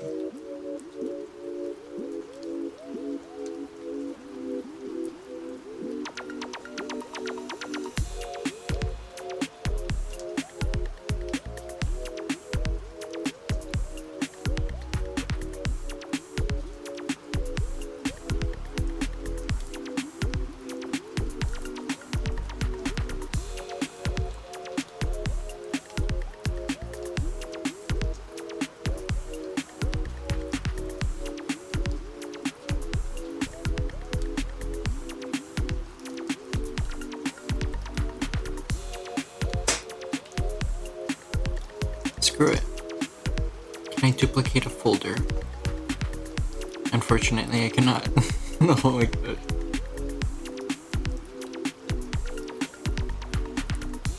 Oh, you've got to be kidding me. I tried to do something and I might have made it crash. Oh good, it didn't crash.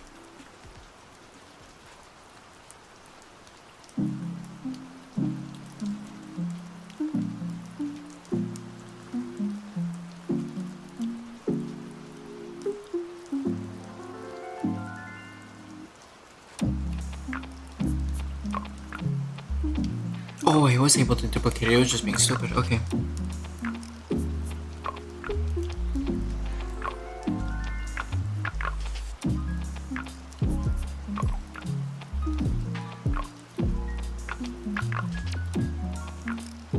Let's just do it. Screw it. Let's take all of these layers and collapse them.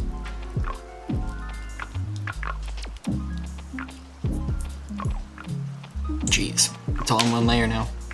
Not going back. Actually, there is, because I have a backup, but yep, I'm gonna commit to this.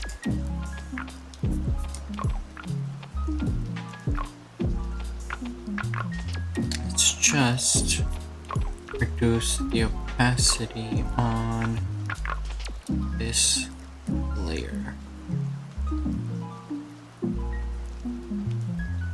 Yep. And increase the opacity on this layer. There you go.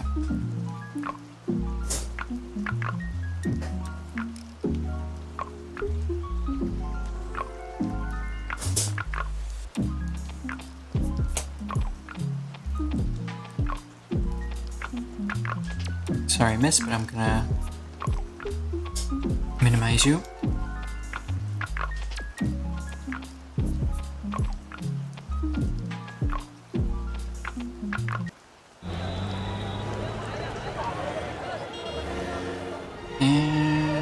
skip. Thank you.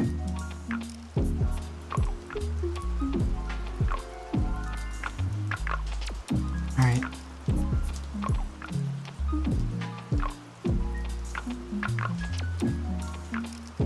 So we're gonna go into the brush mode.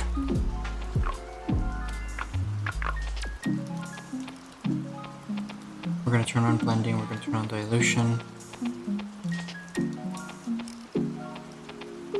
Yeah. What kind of a brush do we get with that?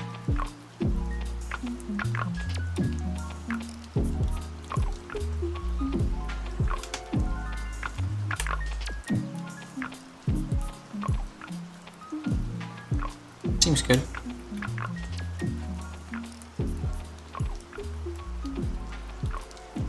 Should I add a texture to that?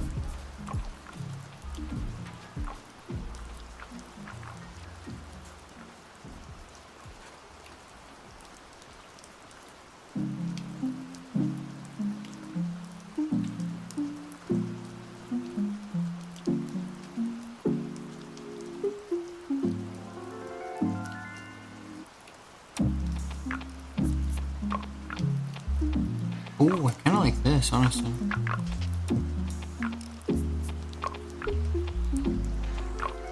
But do I need that? No, I don't.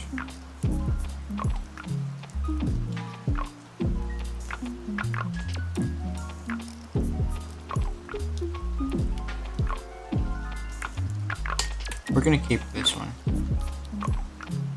Seems nice.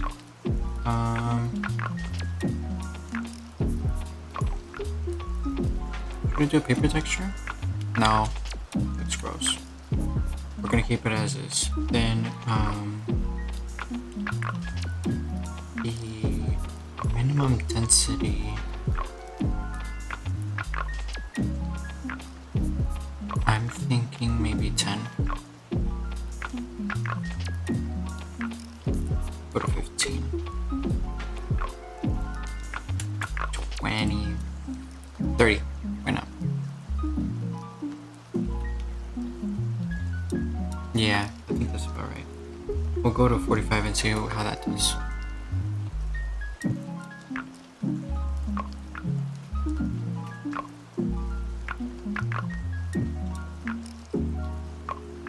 I think 45 does well. We still get plenty of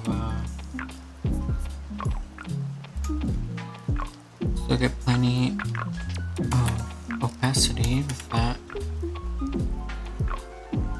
Minimum size we're gonna go down to like, let's try 15.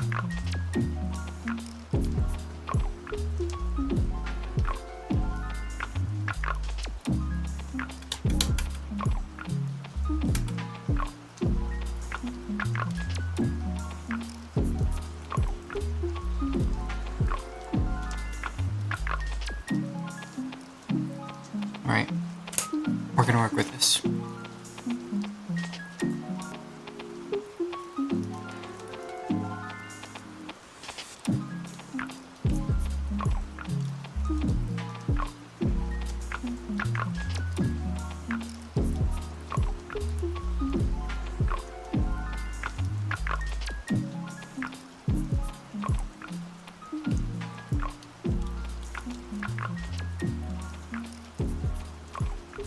There we go.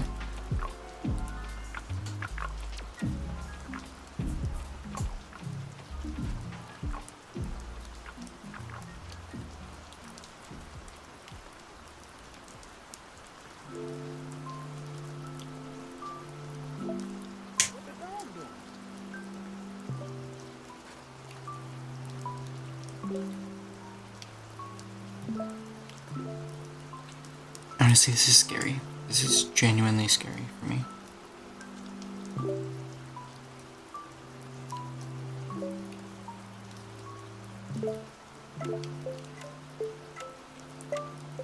I'm not used to just going in and painting without any sort of guardrails. Oh, frick, I'm on the wrong layer.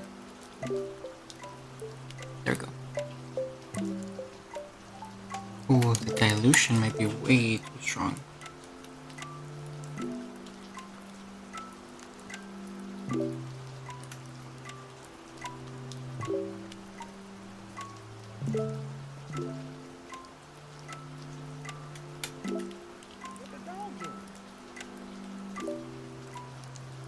Actually, not the dilution, it is, I believe, resistance.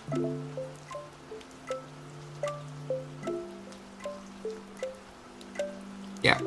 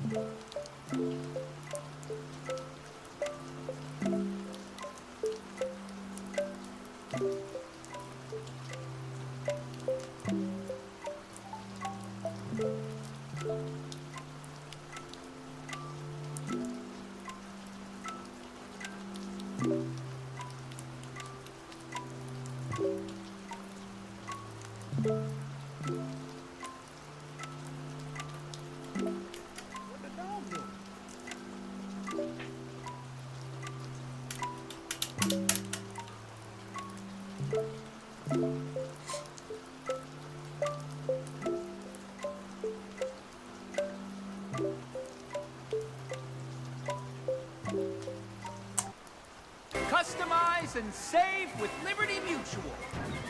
Customize and save! And then I wake up. Is Leo with you in all your dreams? Oh, yeah.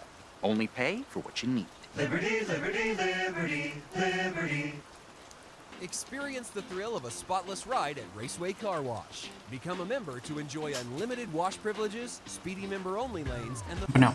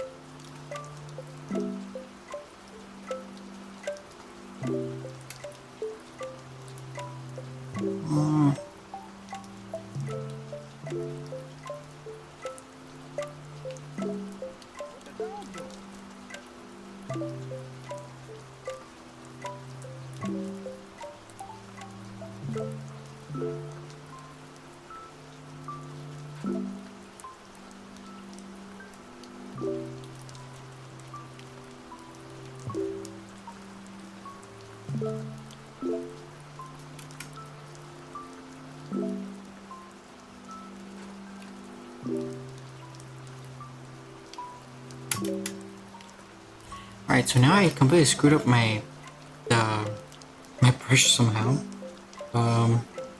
It's literally not doing anything. And I don't know what the hell I did.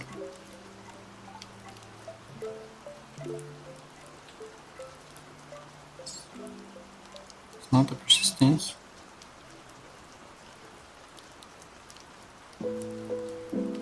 It's the blending, you freaking idiot. Okay.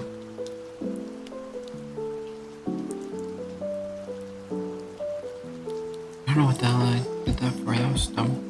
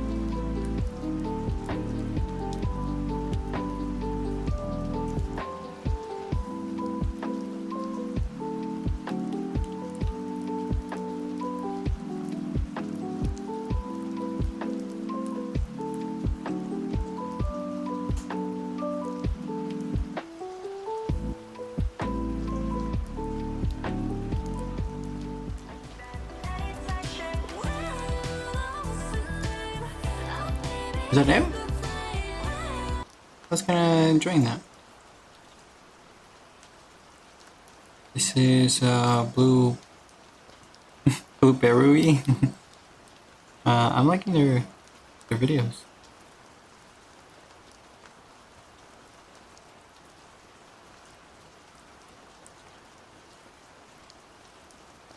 Am I subscribed to them? I am not. Well, there you go. Now I am.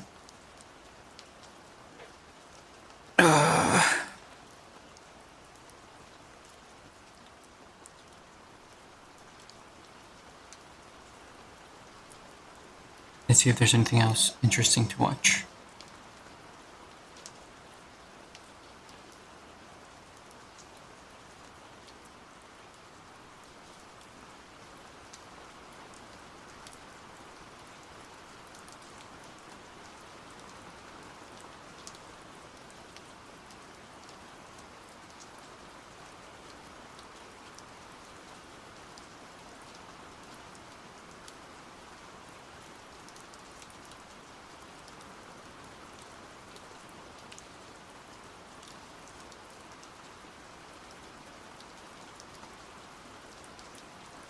Honestly, I can't find anything to watch.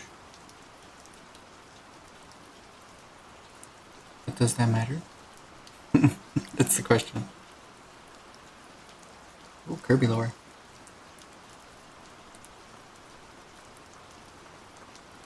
Ooh. This one looks good. The Imperium is fragile. The great houses fight for control.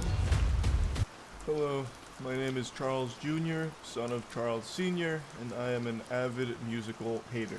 Well, hater might be a bit too strong, because there are a few musicals I do like and enjoy, but on the whole, I am just not a big musical enthusiast. I'm not an enjoyer of that genre of film.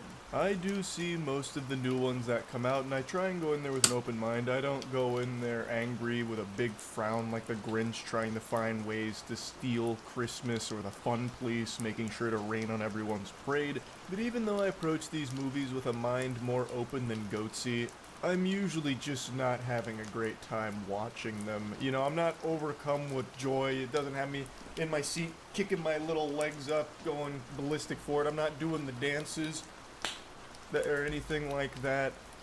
So when it comes to Wicked, I wasn't even going to bother going to see it because I was pretty confident I wasn't going to like it.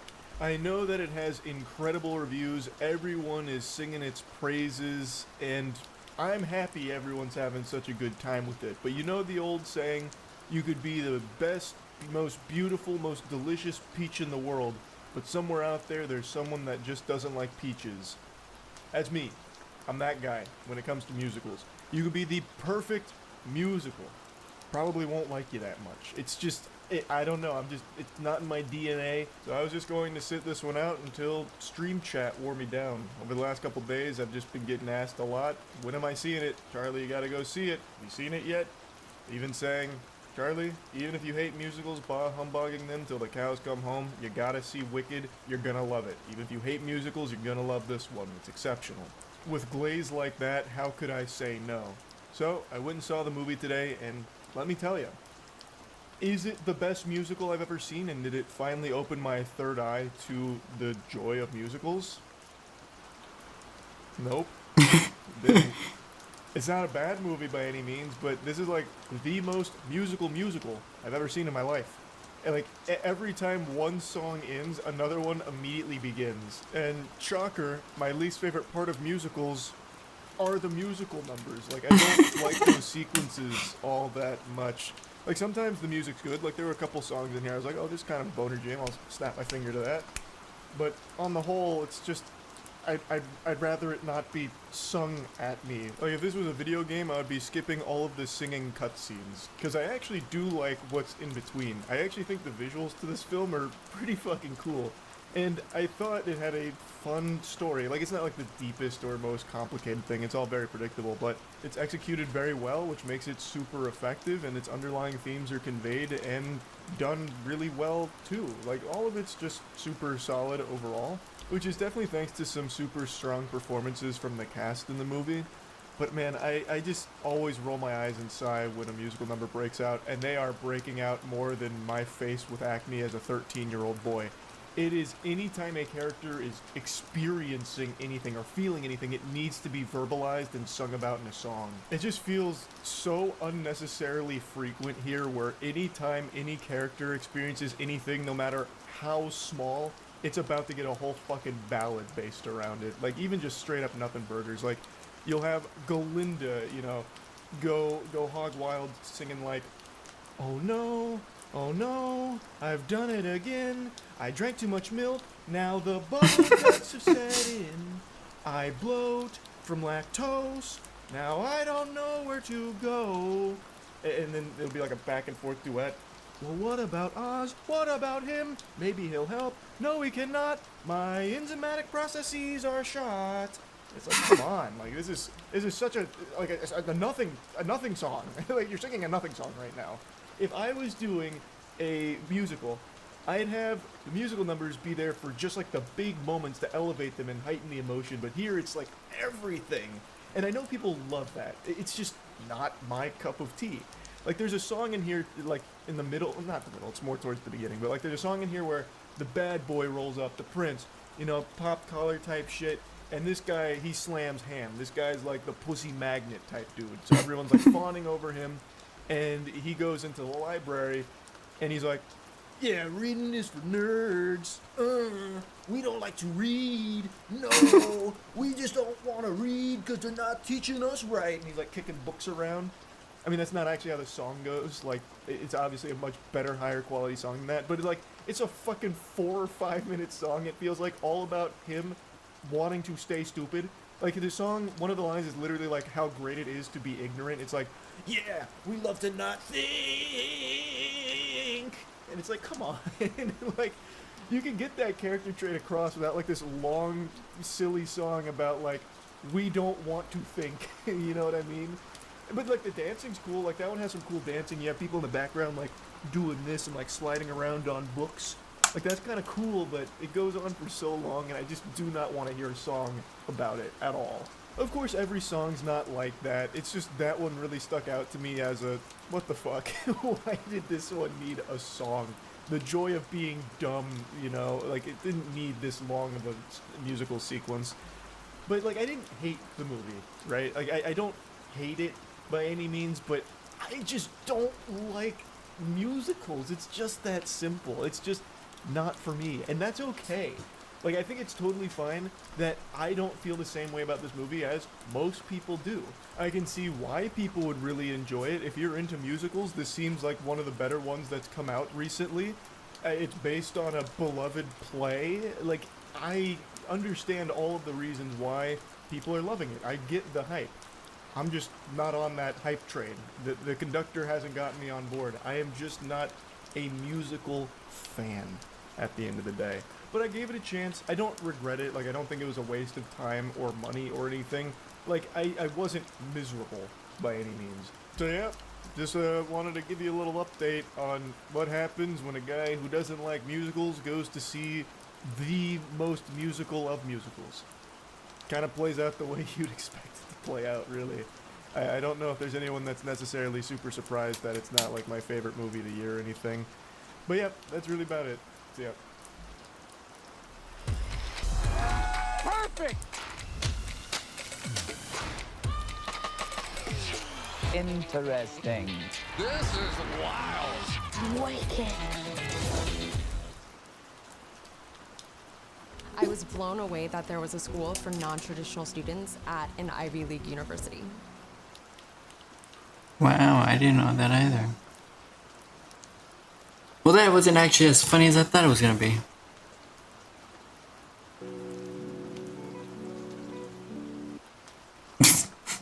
Like on the roof of that building, it just said Japanese and neon lights. Like, what the fuck?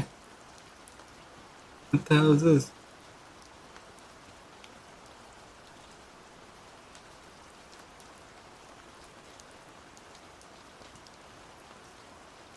Why in the hell is there an animal in front of... Why is there an animal in the thumbnail, a cartoon animal, and it's uploaded by the Kitchen Nightmares YouTube channel? I'm lost. Do they have a mascot or something now?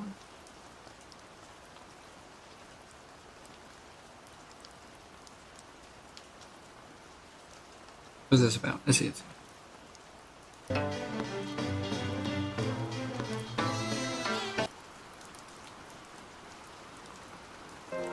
Honestly? No.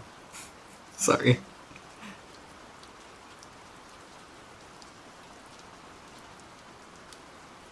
Oh shit, they infiltrated it. Damn.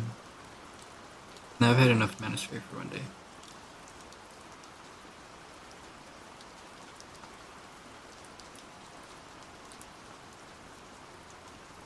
Hey, I'm Jay the Dev Guy, and let me know if this sounds familiar. You're an aspiring artist and you're working on your passion project. You're working alone, obviously. Maybe a few of your friends know about it, but you don't mention it much because, I mean, not a lot has changed since they last saw it anyways. Yeah. You certainly don't post about it online because, I mean, look at it. It's clearly not ready for the internet yet. Look at it. But it's an idea you're really excited about, and you quietly work on it every chance you get. You watch tutorials during lunch, you Yeah. listen to lectures from your idols, and you decline invitations from your friends because you need all the time you can to work. And things are good. You've had passion projects before, and you don't need me to remind you about the graveyard of abandoned projects sitting beneath your feet. All their corpses died ugly, their skeletons remain unfinished, and their ghosts haunt you every time you start to wonder if this current project will meet the same fate. But this one's different. It's a really, really good idea this time, and you promised yourself it wouldn't scale up out of control. It just needs more work before it's ready to be shown off. So you spend months working on it. Mm-hmm. Your skills do improve. Kind of. But not enough to make the thing worth showing. Barely. And you're smart enough to know that that's not just the ghosts talking. What it ghosts? really, genuinely still isn't ready for the world. And so a year goes by. And you gave it everything you have. You spent every free minute you had after work. You refused any media that you couldn't count as studying for your project. And you started to resent being invited out by people because they should know that you need that time for your project. And yeah, you freaks. And so you take an honest look and you see your project for what it is. Another dead project whose heartbeat stopped months ago. And whose spirit is long gone.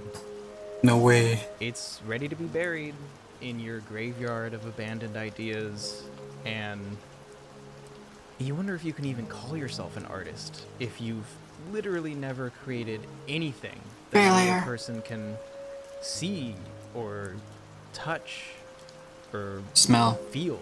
Oh. And if after all this time you're not an artist, then what are you? What am I? So, yeah, that's how I spent the first, 26 years of my life, and it sucked. And what sucks more is that it totally did not need to be that way. And in this video, I'm going to tell you how this dinky little YouTube channel changed everything for me as an artist. So as an audio reviewer, I've tested hundreds of speakers, but I've never tested one quite like this. This looks like a regular picture frame with a regular photo in it, but it's actually... No. So after yet another dead passion project, I realized that between working a full-time job, having a partner, doing, all the life stuff, eating Cheetos, and having a part-time job, that I really didn't have time for these game development projects I kept abandoning. I knew that what I should have done was pivot to smaller games I could actually finish as a hobbyist solo dev, but I failed every time I tried that too, so I just said screw game development. I've always loved YouTube. Maybe I can talk about everything I've learned while piling up this graveyard of abandoned projects. And that can just be a video. And at first, this channel started exactly like all my game dev projects did. I spent more time thinking about my ideas than working on them. I tried to learn too many new programs at once, and it was quickly becoming way bigger than it should have been. But eventually, after picking a video idea, recording the voiceover, stumbling my way through animating in Blender, and re-recording the voiceover, I did have something. Now, this something wasn't good. The problem with thinking your work sucks is that you're not always wrong. The script was all over the place. The audio was bad for reasons I could never figure out. And the animation was this. I'm sure some of you wouldn't consider this animation terrible, but my background was an animation, so this was supposed to be the part that I was good at. But I think telling myself that my own work was beneath me even though I know I tried my best at it, was really just an excuse to redo it endlessly. And I'd keep redoing it until it hit some standard that I kept proving that I couldn't reach. Like you're not a temporarily embarrassed 8 out of 10 animator, man. Look at your work. If you keep making 6 out of 10s, you gotta just accept that your skills are a 6 out of 10 and, move on. But I did eventually finish the video, and even if it was just a 6 out of 10, and even if I was tempted to redo the whole thing every single time I looked at it, it was finished. And something about this project being just a YouTube video, it made it a lot easier to just post it. So, on July 16th, 2023, I uploaded my first YouTube video, and I made my first footprint as a digital artist online. Hey, what's up? After spending so long working by myself, I hated the fact that the first work I published online was a 6 out of 10 in my eyes. Let me tell you, after spending 26 years giving it everything I had, the fact that it amounted to nothing but this, it was crushing. But it stayed online, and then something happened. The video didn't blow up or anything. It barely cracked triple-digit views, and it certainly didn't make any money. But what happened was, I guess nothing happened. I released 6 out of 10 work and everything was fine. And don't get me wrong here, I had obsessively read art advice for well over a decade at that point. And I was well aware that most successful artists will tell you the same exact thing. Start your project small, and finishing work is a skill that you need to learn, and endlessly tweaking the same thing, it doesn't make you Stanley Kubrick, it makes you George Lucas. And I knew all of that. And chances are, if you're watching a video like this from a small channel like me, you know all of that too. This is not going to be another video parroting all of that advice you've already heard. And it's good advice, but I didn't need to know that advice. I needed to feel that advice. Feel it! What posting this 6 out of 10 video did was finally, for the first time in my entire life, truly feel what it was like to finish something. This meant that I got the primal joy of making something that another human can experience, and maybe even like. All those years I spent alone, working thanklessly on my passion projects, wasn't just like a bad strategy that I knew was suboptimal for my artistic growth. It was robbing me of those precious feelings that can motivate us to finish art in the first place. I was starving myself from the pride of accomplishment. I isolated myself from others who could have praised all my hard work, and I denied myself any feeling other than endless guilt that I wasn't finished yet. If you ever want to know why I block ads with pie, this is why I block ads with pie. I just found what Hey, may be shut the the biggest f up, for real. And okay, quick aside while I'm here, I think artists get way too preoccupied worrying about doing things purely for themselves. Now that I've experienced it, it's insane that we all deny how good it feels to have someone else validate your effort or like your work. Obviously making things for others can be taken too far, but I find striking this balance between doing things for myself and others pretty easy. Just make stuff that you yourself would enjoy consuming, and you'll end up with a like-minded audience while staying true to making the stuff that you like. And man, after my first video was posted, I felt a rush of motivation unlike anything that I could have produced by myself. Even though the views were low and the comments were few, I became addicted to the high that finishing something gives. And all this new energy I got was channeled into exactly one thing: making the second video, and making it better than the first. So sure enough, publishing my second video had exactly the same effects. And after making my third, fourth, fifth, and now 8th video, even if the novelty wears off, I am so much further along now than I would have been had I stayed redoing my first one like I wanted to. And one of the coolest things was that putting my work out there let me participate in the art community. Like, I was invited to the 3D Gang, which is a group of animators making, seriously, some of the craziest stuff on the website, which they mostly use to torture Jay Schlatt. What is this actual effort being put in? How do you even make this? But Is this actual effort being put in? How do you even make this? But having these peers created so many other feelings that I had denied myself for way too long. You know, I made friends that could relate to the unique problems that my work was giving me. I felt so much pride when I saw a mutual skyrocket to success. And I was motivated to work harder than ever when I was surrounded by people whose respect I was eager to earn. And when I saw their skills surpassing mine, which happened often, I was driven by a sense of friendly competition that I could never get by working alone. I mean, they're who compelled me to overhaul my style for my 3D Tuber video. Indulging myself with these primal feelings and reward mechanisms for art is the best thing that could have happened to it. Some of these people need to chill on their animation though, I mean, jeez, guys. Yeah, chill. I think YouTube is one of the best places to find that sense of community, and a great way to support those communities is to watch with YouTube Premium, who's sponsoring this video. I genuinely believe that the best content in the world isn't on TV and isn't on streaming services. The best stuff is here on YouTube. Premium gets rid of mid-roll and banner ads, but shares its subscription fee with the channels you watch, so you still get to support your favorite creators while enjoying an uninterrupted experience. Premium also includes YouTube Music, so it basically bundles an entire music streaming service on top of supporting the best video content you can find online, so I think it's the only paid media subscription you'd ever need. Signing up using the link in the description will get you a 2-month free trial of YouTube Premium instead of the usual one, and I may earn a small commission, which helps support this channel and the games I'm making. So check it out if that interests you. All that being said, I'm not saying to succeed in art or game development, you have to go start a YouTube channel. My point is that by sitting alone and keeping all of your art to yourself, you're robbing yourself of the primal human feelings that naturally encourage creation. And again, you may know that it's good advice to start small, fail faster, and avoid imperfection, but I'm begging you to feel it for yourself if you haven't already. Just feel it. I definitely don't want this video to come off as too bootstrappy.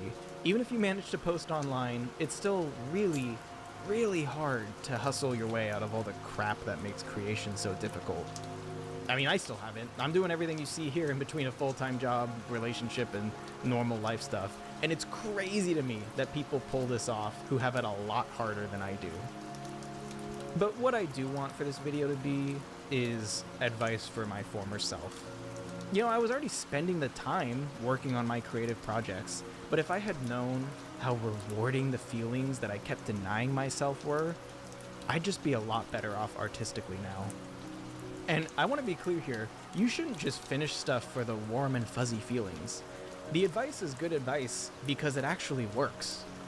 I feel better now, sure, but my art has also skyrocketed in quality as a result.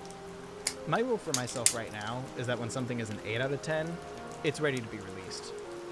And the irony is that my 8 out of 10 now is so much better than my original 10 out of 10 ever would have been had I held back and redone my work like I was tempted to. And now that I reward my monkey brain with the positive feelings of creation, it has become so much easier to sit down, focus on my work, and improve. You know, chasing that 10 out of 10, it's endless. Releasing an 8 out of 10 lets me be proud of my art without tying me down to all the old work I've since outgrown.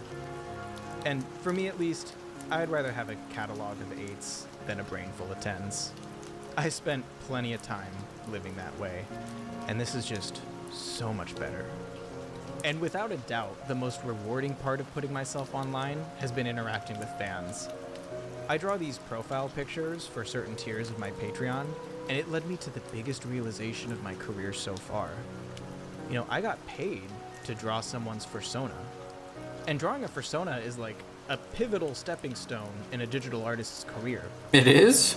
So I realized, what if I could use this paid Patreon tier to speedrun career milestones as fast as possible? So I'm very happy to update you on the Jay the Dev Guy Art Commission Bingo. The plan was that if I can get a bingo on this card from Patreon art commissions, I'm guaranteed a prosperous art career. So I made this free spot in the middle, which is a persona, obviously, and I was really banking on this left column with Sonic OCs and Rule 63. Let's see how filling it out has gone since the last video. I've got Ring Around Me's, Sylveon's, and Voxelfloof's personas. Sylveon and Vox's are Roblox skins, so we'll put them over here and leave Ring Around Me's in the middle. French Fry Addict commissioned this KK slider from me while I was writing this script, so it can go here. Kyle had the audacity to send me an OC with 40 pages of backstory on a Google Doc, so he's definitely earned that space. Now, Jade Harley wanted both Homestuck and a woman buying Wonder Bread, so I guess we'll just put this here.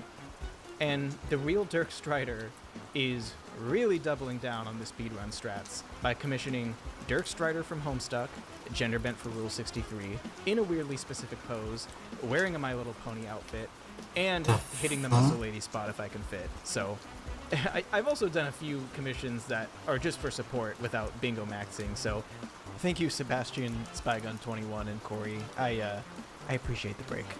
Samo commissioned me too, but I refused to thank him publicly for this. So, as you can see, I've got a few promising leads on the bingo. It looks like the bottom row here is just missing the most obscure Nintendo character imaginable, and an OC that's an obvious ripoff of a popular character. It's kind of a tough pair to bank on. Surely this second column with Scalies and edgy anime boys is way more likely. And I'm still missing the Sonic OC, which could make this diagonal a viable strategy. Anyway, I'll be sure to keep you updated. I hope you enjoyed the video. Subscribe to follow me and my game development projects, and for any important plot updates on my art commission bingo and career. Thanks for being a part of me make this YouTube thing happen. I really meant everything I said in this video. Making this channel and having you watch has changed me artistically forever. So, thanks for watching. See you next time. Did not expect that to turn into a video about furries. Definitely interesting.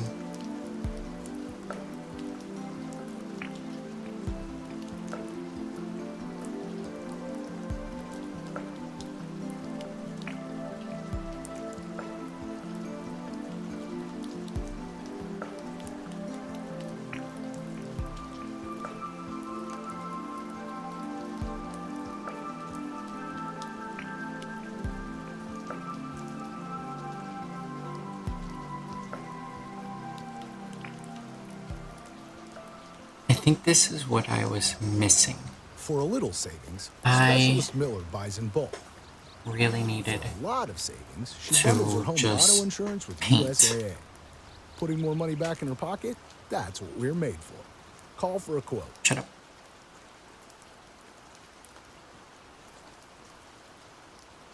Is Why do we this? create art? For as long as Oh yeah, it is about that. That motherfucking movie was really, really good. That was a great movie. It made me cry a lot. And that's not saying much, honestly, but it was really good. humanity has existed, we've tried to answer that question. Whether we started for expression or curiosity, or maybe even just to communicate, we may never know the answer. However, on a personal level, every artist has needed to answer that question for themselves. And on the surface, art is such a superficial thing. Did I actually make this fast? Was it? It's normal. Drawing is just pencil on paper. Why was it and going so literature is fast? just an assortment of words. However, none of us actually feel That that was way weird. about a piece of art that we really love. And if you trace back and try to figure out why that is, there may not be an answer. And so the question of why do we create art has become one that thousands upon thousands of poets and painters have asked themselves even now in the present day.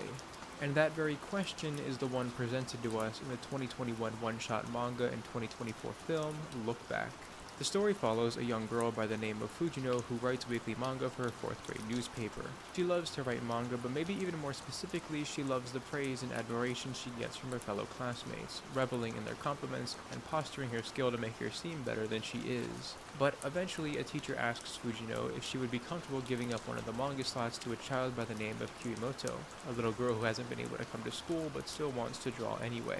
By the time the next issue of the school paper is printed, Fujino eagerly finds the manga section, only to be shocked. Kirimoto's drawings are incredible, with artwork befitting a near-professional level of skill, and it's as these two artists are given a side-by-side comparison that Fujino and her classmates realize that in reality, Fujino is just a bit better than average. Her manga is cute and sweet enough, but it's nothing like the expertly crafted backgrounds and imagery featured in Kirimoto's. This sends Fujino into a frenzy, and she spends the next few years of her life obsessed with art. She studies and practices, improving each week but never matching her unknown rival's level of talent and skill. And finally, after seeing yet another manga issue where she is completely and utterly defeated, Fujino decides to quit art. The story then provides a second time skip, showcasing Fujino's life without her obsession with art. She's able to hang out with friends after school and watch movies with her family. Her separation from art is so strong that she doesn't even care to not have the years of her work preserved in any fashion. This follows her even through middle school graduation, where by convenience, Kirimoto's graduation papers are delivered by Fujino herself. And it's here where Fujino finds something that she never thought she would. Kirimoto has been collecting copies of Fujino's work in the school paper, presumably since Fujino started drawing. And when the two of them meet and we finally get to see Kirimoto, it's revealed that she's actually just a big fan, to the point where she can recall exact manga strips and the dates they were released. Kirimoto reveals that she noticed how much better Fujino's art was as time went on, praising her storytelling skill and ability with such a genuine nature. Fujino can't help but to be flattered. But it's here where Kirimoto asks, Well, what does she ask? Gosh dang it. America's a hustle. There we why go. did you stop drawing in 6th grade? Fujino doesn't tell her the truth, instead saying she wanted to prepare a manga to submit for an award, and Kirimoto erupts with excitement, begging to read it once it's finished. Fujino agrees, and then we get some of the most beautiful panels I've ever seen in manga. The pages give us time to breathe, and very slowly follow Fujino's walk home in the rain. And you can feel this sense of awakening freedom between the motions of her walking rigidly, barely able to contain her excitement, to these grand leaps of absolute joy. And just take a look and breathe in with Fujino as she's once again been validated for her skill and her passion. The interaction inspires her so much that Fujino and Kirimoto begin to write manga together, publishing a one-shot by the name of Metal Parade, and winning 2nd place and a prize of 1 million yen. It's from there the story takes a slight breath from the art and the beauty of art to simply let us observe the lives of these two girls. They use their money to go get crepes and ice cream, to explore town and simply have fun and enjoy life. And it's here that I think Look Back starts to reintroduce the purpose of drawing back into the forefront of the narrative. Kirimoto reveals that the reason she never went to school is because she was terrified of leaving home, and she started drawing because she was bored. But because of that small decision she made on a whim, she is now outside with her friend, and in that way, art changed her life. The two girls continue to work together, and by the time that they graduate high school, they've published 7 one-shot manga and have an offer for their work to be serialized. However, this is where the story hits a crossroad. While Fujino wants the pair to continue to working together, Kirimoto wants to go to art school. What happens next is a bit of a spat, where Fujino does her best to discourage her friend from leaving with harsh words and a dismissive attitude. She brings up that Kirimoto is bad at speaking to others, she's scared of strangers, and that there aren't many jobs for people who graduate art school. But Kirimoto wants to be independent and stop relying on Fujino for everything, and eventually, Kirimoto begins crying and screams out that all she wants is to become a better artist. This idea is one that Fujino can most likely understand and deeply resonates with. Kirimoto wants to become a better artist, and that desire is leading her in a different direction. The story then abruptly cuts a few years into the future and shows that Fujino has continued a solo career, becoming so successful that her work is being adapted into an anime. And then this is where the story starts to challenge everything about creativity and art as a whole. Fujino sees a news report featuring a massacre in which 12 people were killed and 3 were heavily wounded, and among the people who died was Kirimoto. The visual storytelling now takes the focus of our attention as we follow Fujino back to Kyomoto's house where she had all the newspaper clippings still stored away. She happens to see an old strip she drew where Kyomoto died as a shut-in and somberly whispers that everything is all her fault. If she hadn't drawn manga on that day and committed to quitting, then Kyomoto would still be alive. And it's here that Fujino, on the ground and weeping over her lost friend, whispers out that drawing is completely useless. She eventually remembers back to how much she hates drawing manga. It's hard to learn to draw. Every step of the process is a hassle, and it takes so unbelievably long that you could work a whole day and make almost no progress. And it's there that Fujino remembers Kyomoto asking her a question. Something so simple yet so unbelievably complicated. Then why do you draw, Fujino? The rest of the story plays out with no words. Only animation or manga panels showing the two girls working tirelessly over art in their childhood. And the story never ends up giving words to Fujino's answer. We're left to assume the whole reason she draws art is because of Kyomoto, and as Fujino stretches and sits back down to work on the final page, that will continue to be the case for as long as she lives. And all of that emotion and meaning of the story is put to an even greater context when we take a step back and look at the man who wrote this brilliant work, Tatsuki Fujimoto. Fujimoto was born in the Akita Prefecture of Japan on October 10, 1993. It wouldn't take him long to begin drawing and telling stories. Like many creators, Fujimoto found himself inspired by the incredible blockbuster movies, believing all of the great creators must consume a lot of good work. And you can feel that love for films come out during the cinema scenes in Chainsaw Man or his one-shot Goodbye Eri, or even in Fire Punch, where a character loves movies so much that she believes living would be worthless without them. This early inspiration in his life eventually led him to creating and submitting his first ever one-shot at the age of 17. It was called A Couple of Cluckin' Chickens Were Still Kickin' in the Schoolyard. He wrote it without a theme in mind, fueled by sadness from news of his sick cat, and eager to get paid for his submission. The story itself is exactly what you might think from a manga that had no forethought and no storyboarding. The art is a bit weird at times, the paneling is a bit awkward, with narrative and story that is distinctly amateurish. But what is phenomenal is his incredible ideas and the way he communicates them. Following this, Fujimoto would continue to practice despite never having been able to attend a prep school for art, as there were none located where he lived. He had a very unique mix of strengths and weaknesses because of this. On one hand, Fujimoto was very unpolished and in many ways unskilled as an artist. However, on the other hand, Fujimoto was a genius.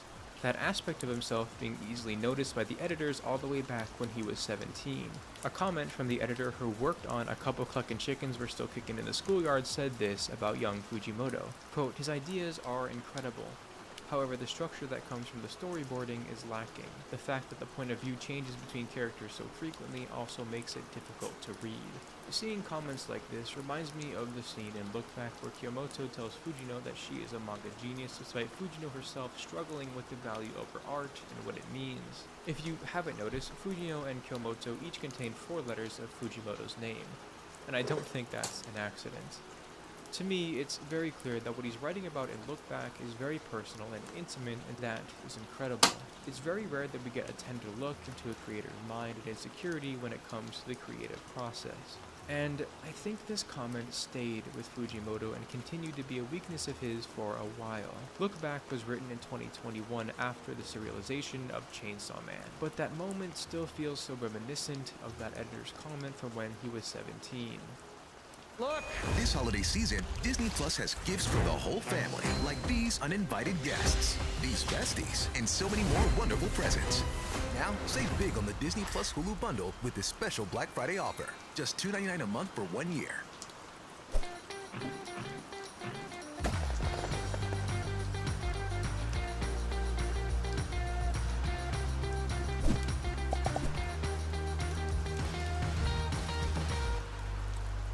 Shut up. But the beautiful thing about that is we can look back over Fujimoto's works and see everything he's published since then. And I think the best way to see both of his strengths and weaknesses work together in tandem is in his first serialized work, Fire Punch. I don't think I've ever read a work quite like Fire Punch. The world is so nihilistic in an earnest way and edgy while somehow being very sincere. If I needed to describe it, I would say it's like if you took the power system of My Hero Academia and blended it with the world of Berserk. On this planet, a select few people have supernatural abilities called blessings. The land has been covered in an oppressive snow and everyone lives in an eternal winter. And what initially stood out to me about this world and is most apparent in Fujimoto's storytelling here is that neither have any boundaries. When you think about human nature, what is the first thing that comes to mind? If you, who lived in a relatively civilized life in a first world country, were forced into a situation where you would need to throw away some of your humanity, what would you end up looking like? And one step further, what would the world look like as a result of that? Society, or at least what's left of it, has been reduced back to its worst qualities, and within the first 10 chapters, there's already a handful of scenes which include sexual assault or harassment in very disturbing and horrifying ways. Violence is not just an aspect of life, but a prerequisite, and what's really powerful about this world is that it pulls no punches. All of the questions that might arise from those conditions are explored and treated with the utmost respect most of the time.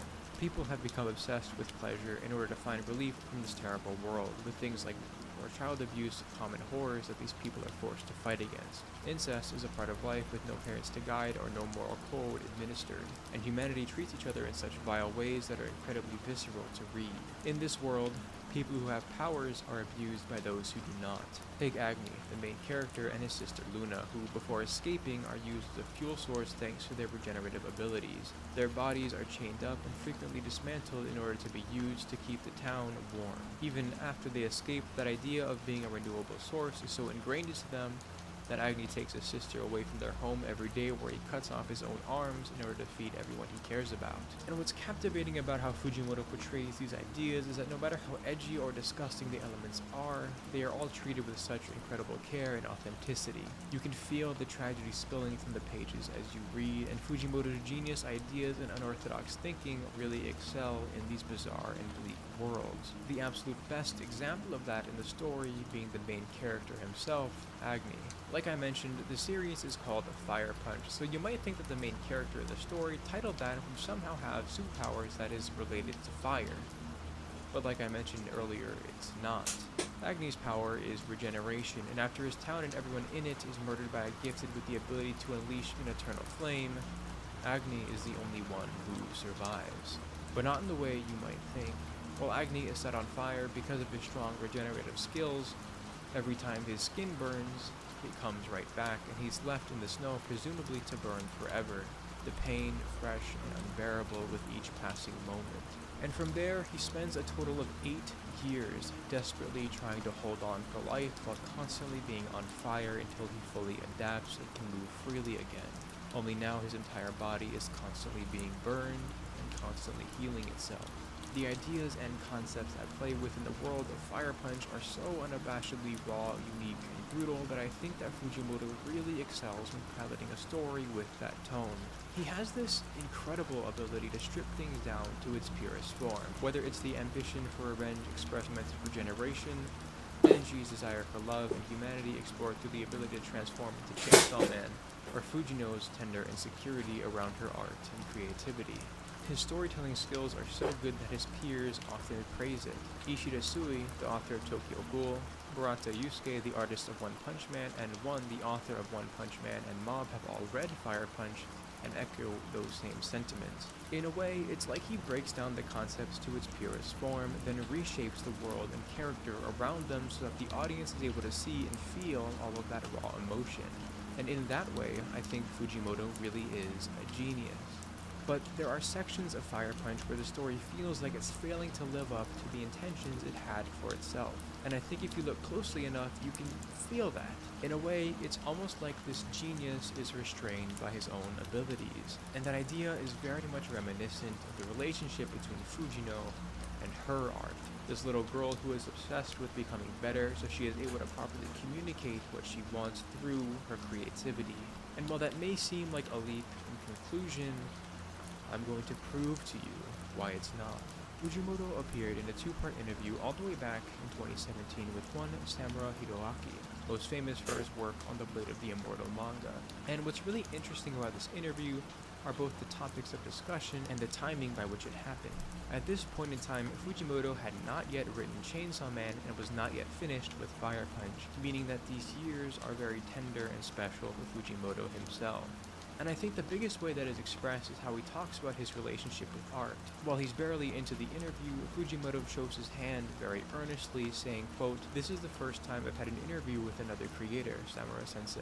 You previously had an interview with Kishimoto, the author of Naruto, didn't you? But for someone like me I'm dressed like usual. I didn't even shave." The conversation delves into various topics about manga and everything surrounding it, along with the lives of both respective mangaka. But the first time I think we get to see Fujimoto's insecurity in his art is toward the middle, where he says, quote, "If you can draw well, your art looks more convincing, right? I won't be able to convey what I want with mediocre drawing, so I need to improve," end quote. Building your online business? Go to Wix.com and set up your store on a single integrated platform.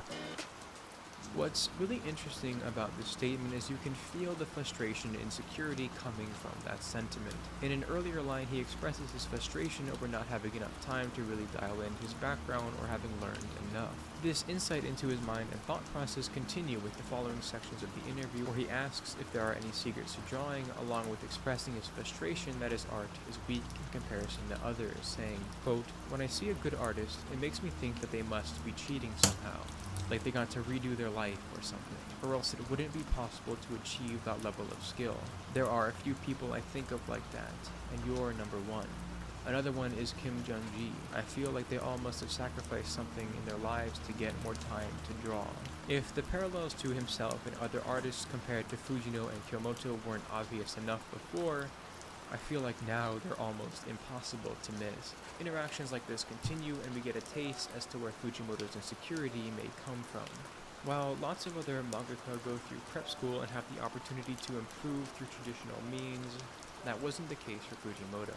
The best he was able to do was attend oil painting classes with a bunch of old people. In those, he briefly mentions that he told himself if he didn't get better than them within 4 years, he would just kill them. Hopefully this was a joke. However, because he didn't want to go on the run as a good artist, he would just need to get better and to work hard. And one of his greatest regrets during that period is having not done enough real-life drawings. And I think that this unorthodox origin, along with his unusual mix of strengths and weaknesses as a storyteller, haunted him at this time through the serialization of Fire Punch. And like I mentioned earlier, there are sections of the story that fail at achieving their intended quality. After talking about how much he references other manga while he's drawing to try to learn, Fujimoto says this, quote, "I'm nowhere close to imitating them. I have trouble copying the poses too. If you have an elaborate pose, that alone makes an impact when you're reading, but it takes time with the sketches and everything, so I'm forced to give up. I really wish I could draw the snow in more detail too, but I don't have time. And I want to draw vapor coming out of the characters' mouths when they talk, but when the deadline is in a day and it's like I'm gonna die, I end up thinking, never mind about drawing the vapor. It's awful. I hate how many compromises I have to make." This perspective, whether or not you think it's too harsh, shows what I believe to be one of Fujimoto's most intense struggles as an artist. His art is not good enough, at least not within his own perspective. And I think that tenderness to his art and mindset is what makes Look Back feel so raw and emotional. When Fujino wants to quit art or questions why she even does it in the first place, I think those are real feelings and thoughts that Fujimoto felt and had. The scene of Fujino running in frustration after realizing her art isn't as good as her peers, or dancing in the rain after being admired for her hard work, have so much more weight behind them when we step back and look at the art within its context. And what makes this idea so beautiful to me as well is how Fujino matures throughout the story. There's a small scene where the girls are both young and Kyomoto mentions she wants to be better as an artist. Fujino's reply was, "Look at my back and you'll grow." I believe there is a lot of meaning wrapped up in this reply, and I think that the answer is born out of Fujino and Fujimoto's confidence after so much hard work. All of those weaknesses that Fujimoto had in the real world forced him to work harder than he would have needed to, and I think the skill of that effort combined with his unique ideas gave birth to a genius so many people talk about when referencing Tatsuki Fujimoto. Because of this, perhaps his greatest strength has been the ability and desire to learn, the intangible force of passion, There's that famous quote that goes, "Hard work beats talent when talent fails to work hard."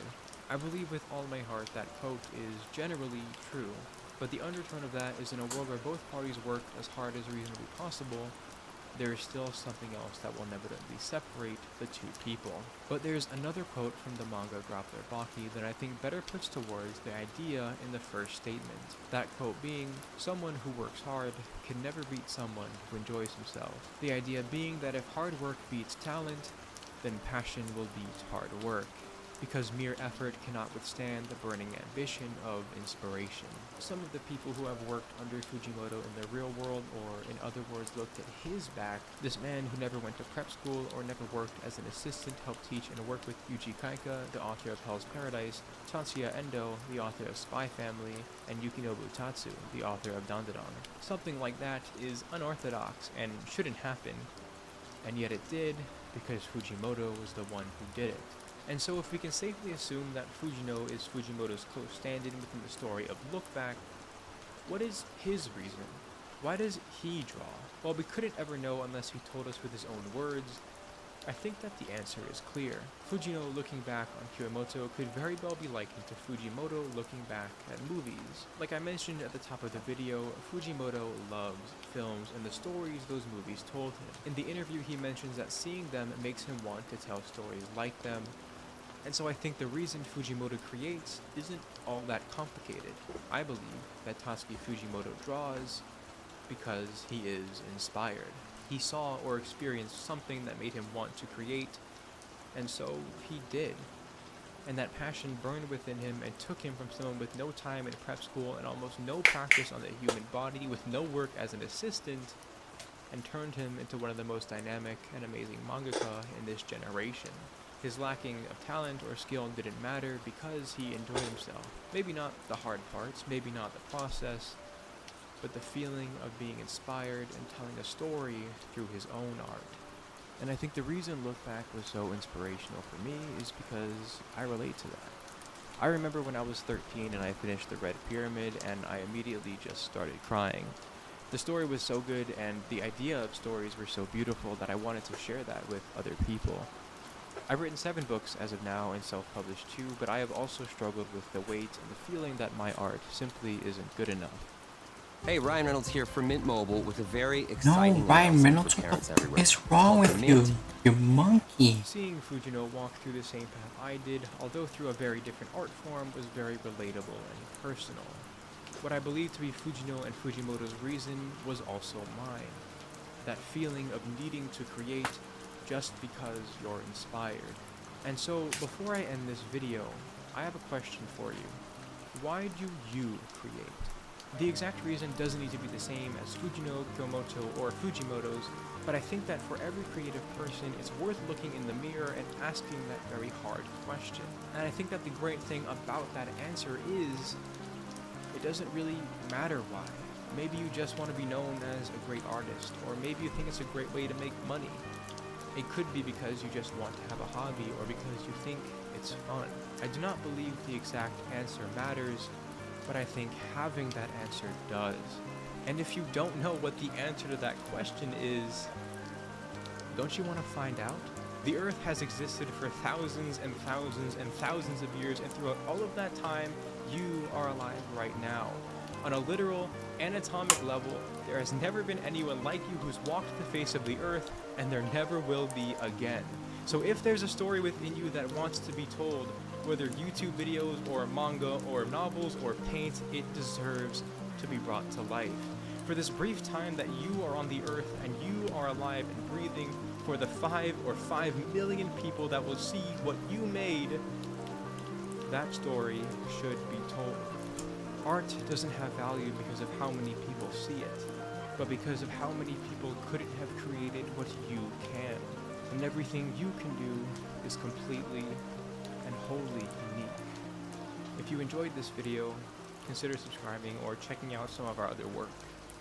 And if there's a spark of passion within you, don't ever let it die. Until next time, keep dreaming.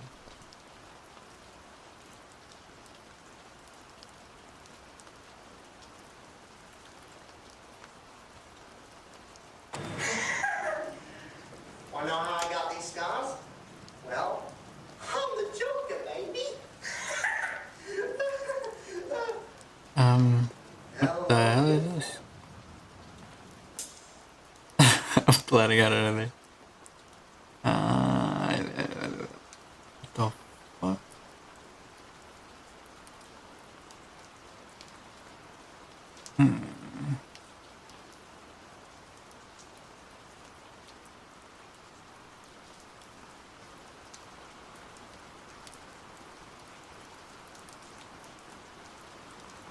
Hello, welcome back to another video on all the art that I really liked, and I will train this subtle character interaction. It's good, but not that good. These ones are always good. A couple pictures from there, which is really funny. Do before to relative success. Seems like it's going to be one of those things that's easier. Weird because the same process. This is that one optical illusion thing you learn in elementary school. It's like the. All right, so we're gonna try something completely new today. Something that I've been very excited to try out.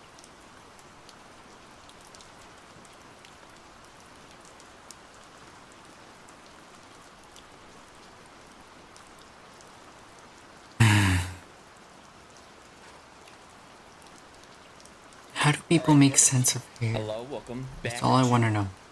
How the hell do people paint hair?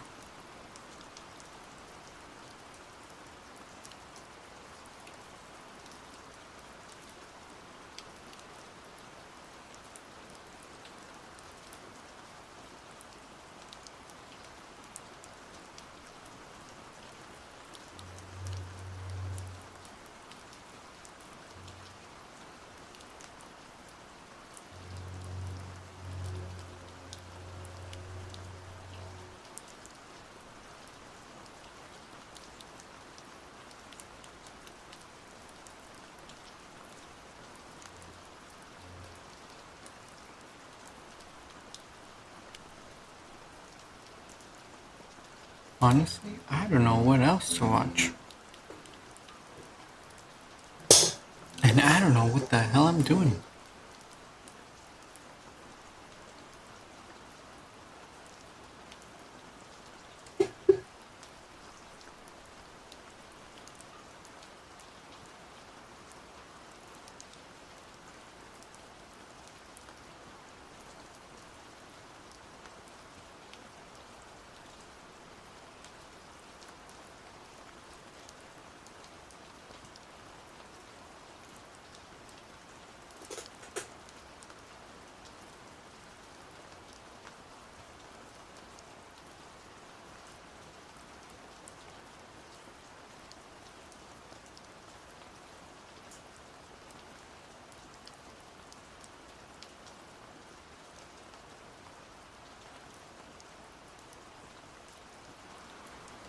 We need to go back and see how the hell that one girl was painting here.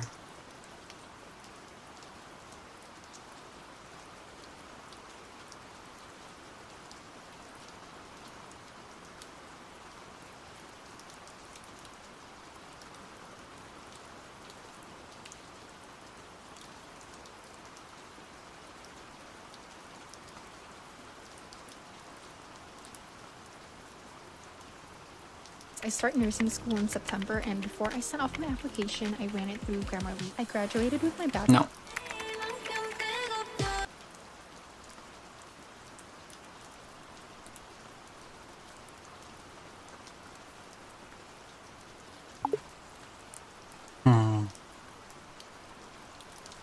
What can we do here?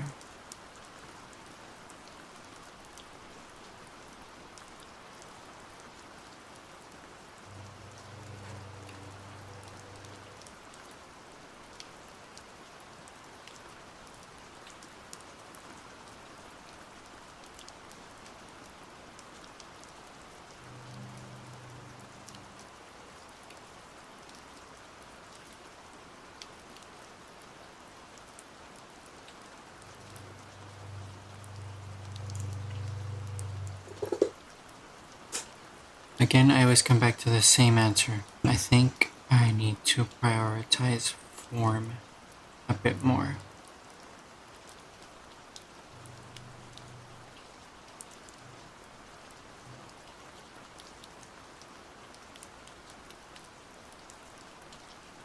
So then, we are going to create a background.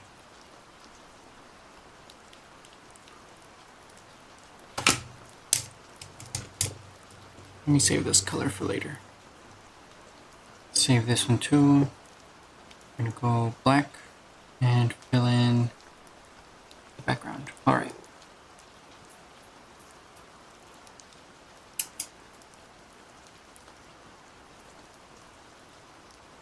That's good enough. That's good enough for me.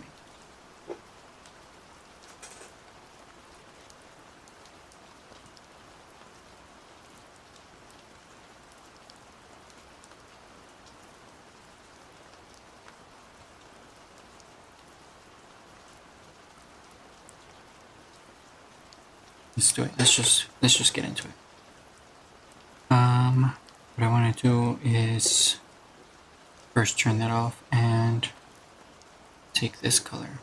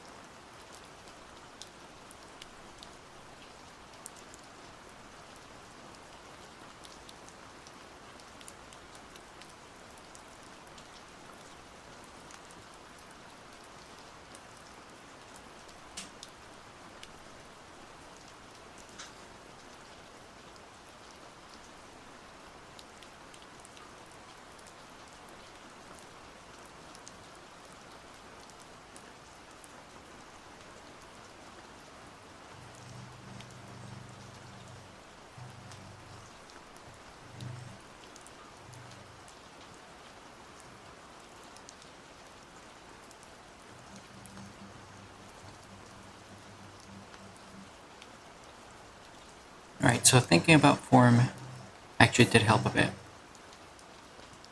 Metal less lost now. And making the background dark helped me to better see the shapes.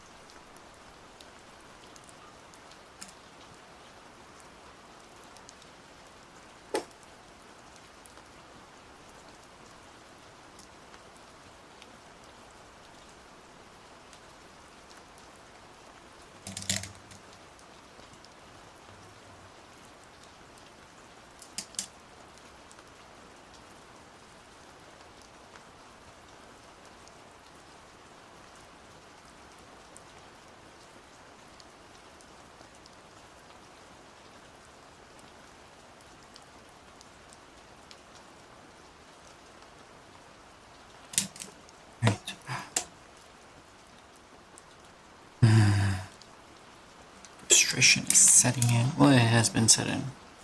I know what the hell I'm talking about.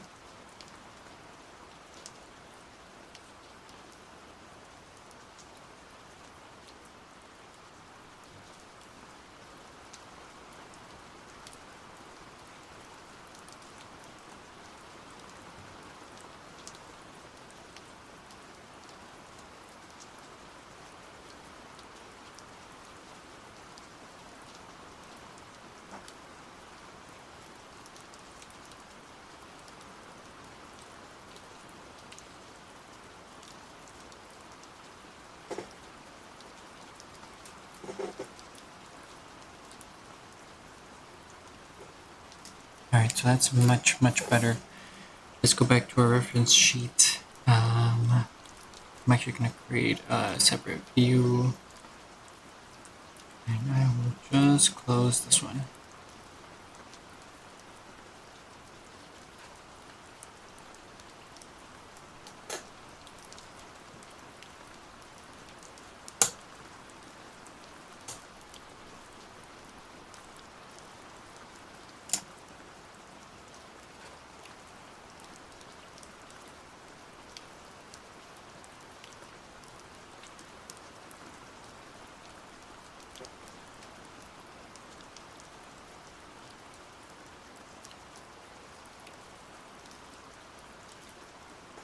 something like that.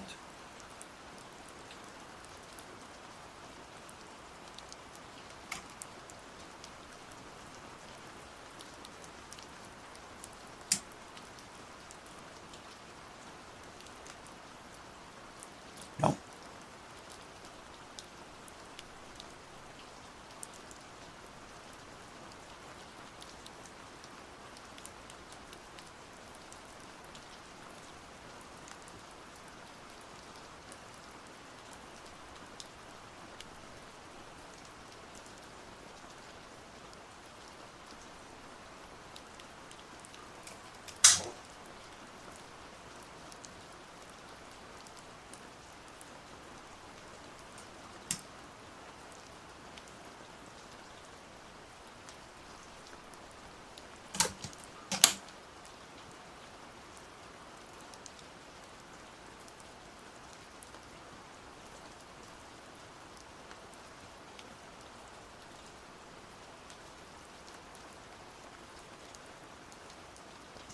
I think that looks much better.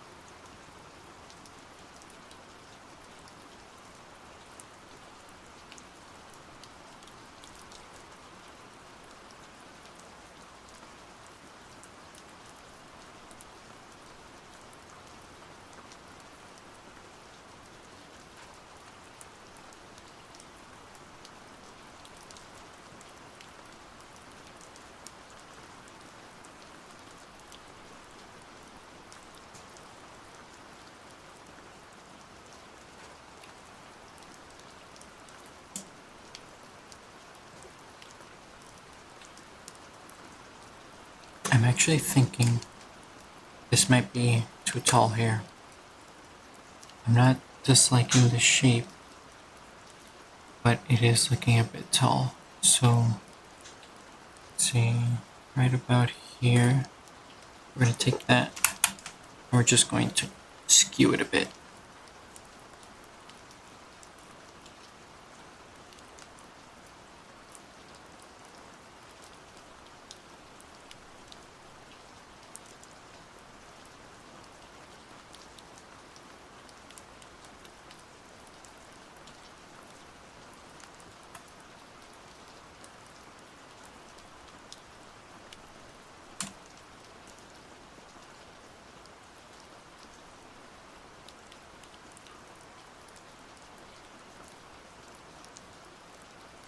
That helped.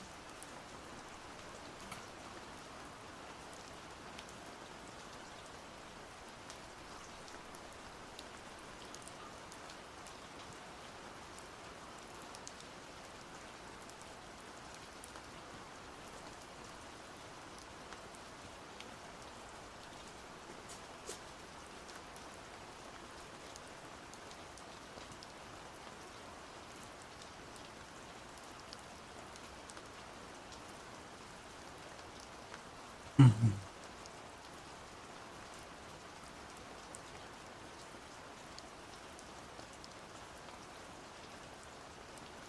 Alright, we are going to, oopsie, we're going to take the color of the blush, and we're going to add some dimension to the face.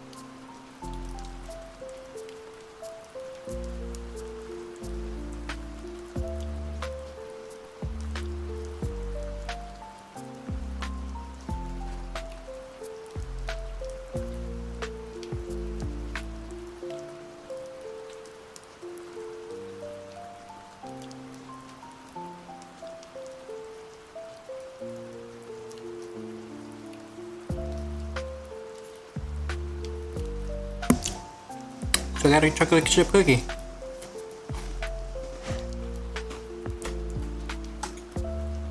It's a pretty good day when you get to start with a chocolate chip cookie.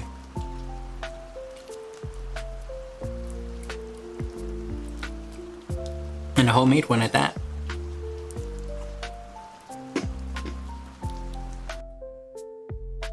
Etsy knows these aren't the sounds of holiday gifting.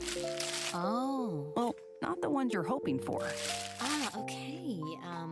Thank you? You want squeals of delight. Yeah! No.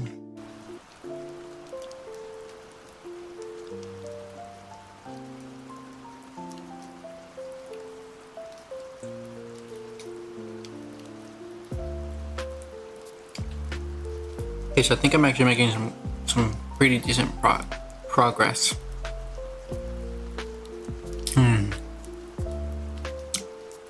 I'm still nowhere near the level of this individual,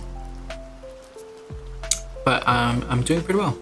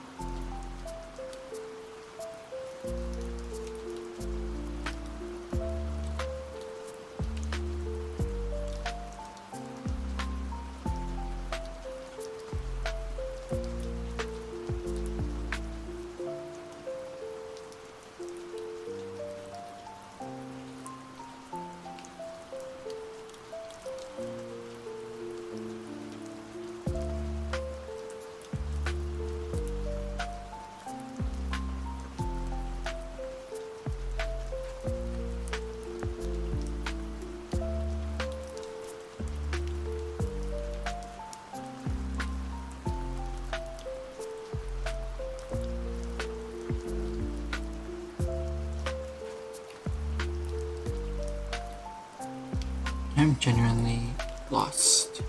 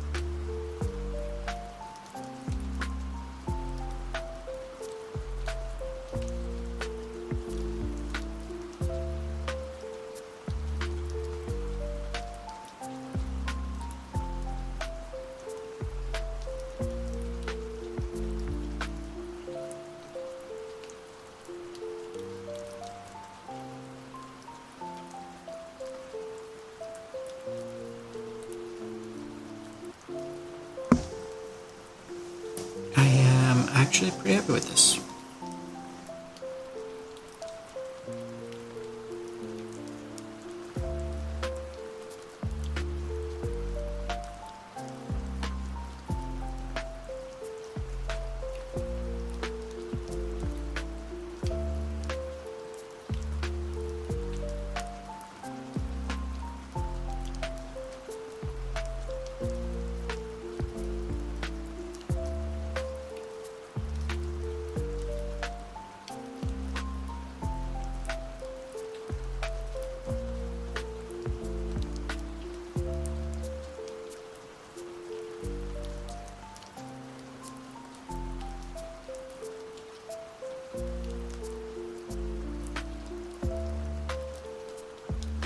Whoops.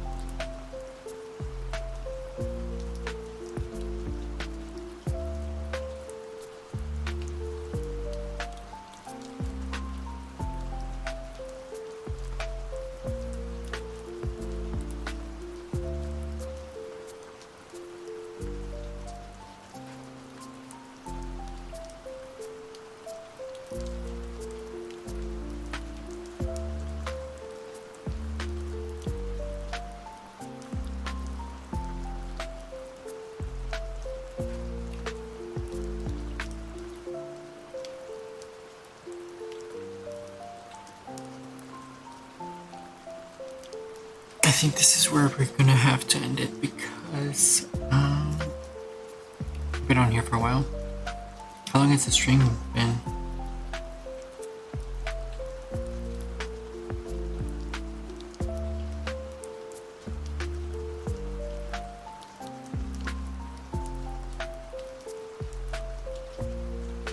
I honestly don't even know.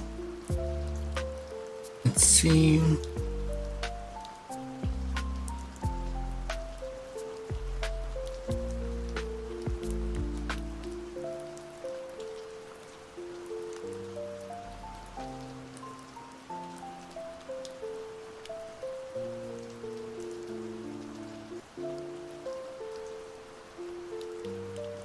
Holy crap.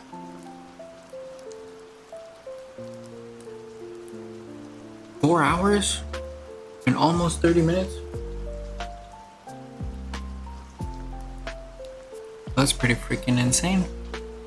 I think I'm gonna cut it there, and it's funny how I spent 4 hours and I didn't really get much done. Like, really? That's all we got done in 4 hours?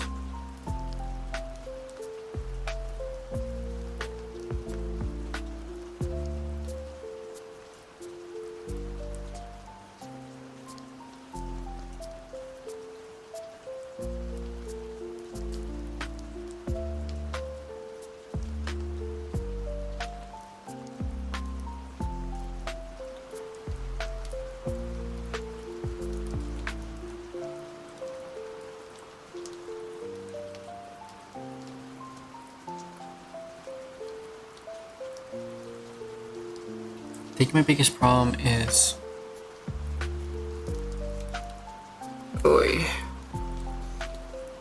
I want to make something in color, but I'm not good with colors. And so as soon as I start adding color, I just pretty much flop, and I don't know where to go from there.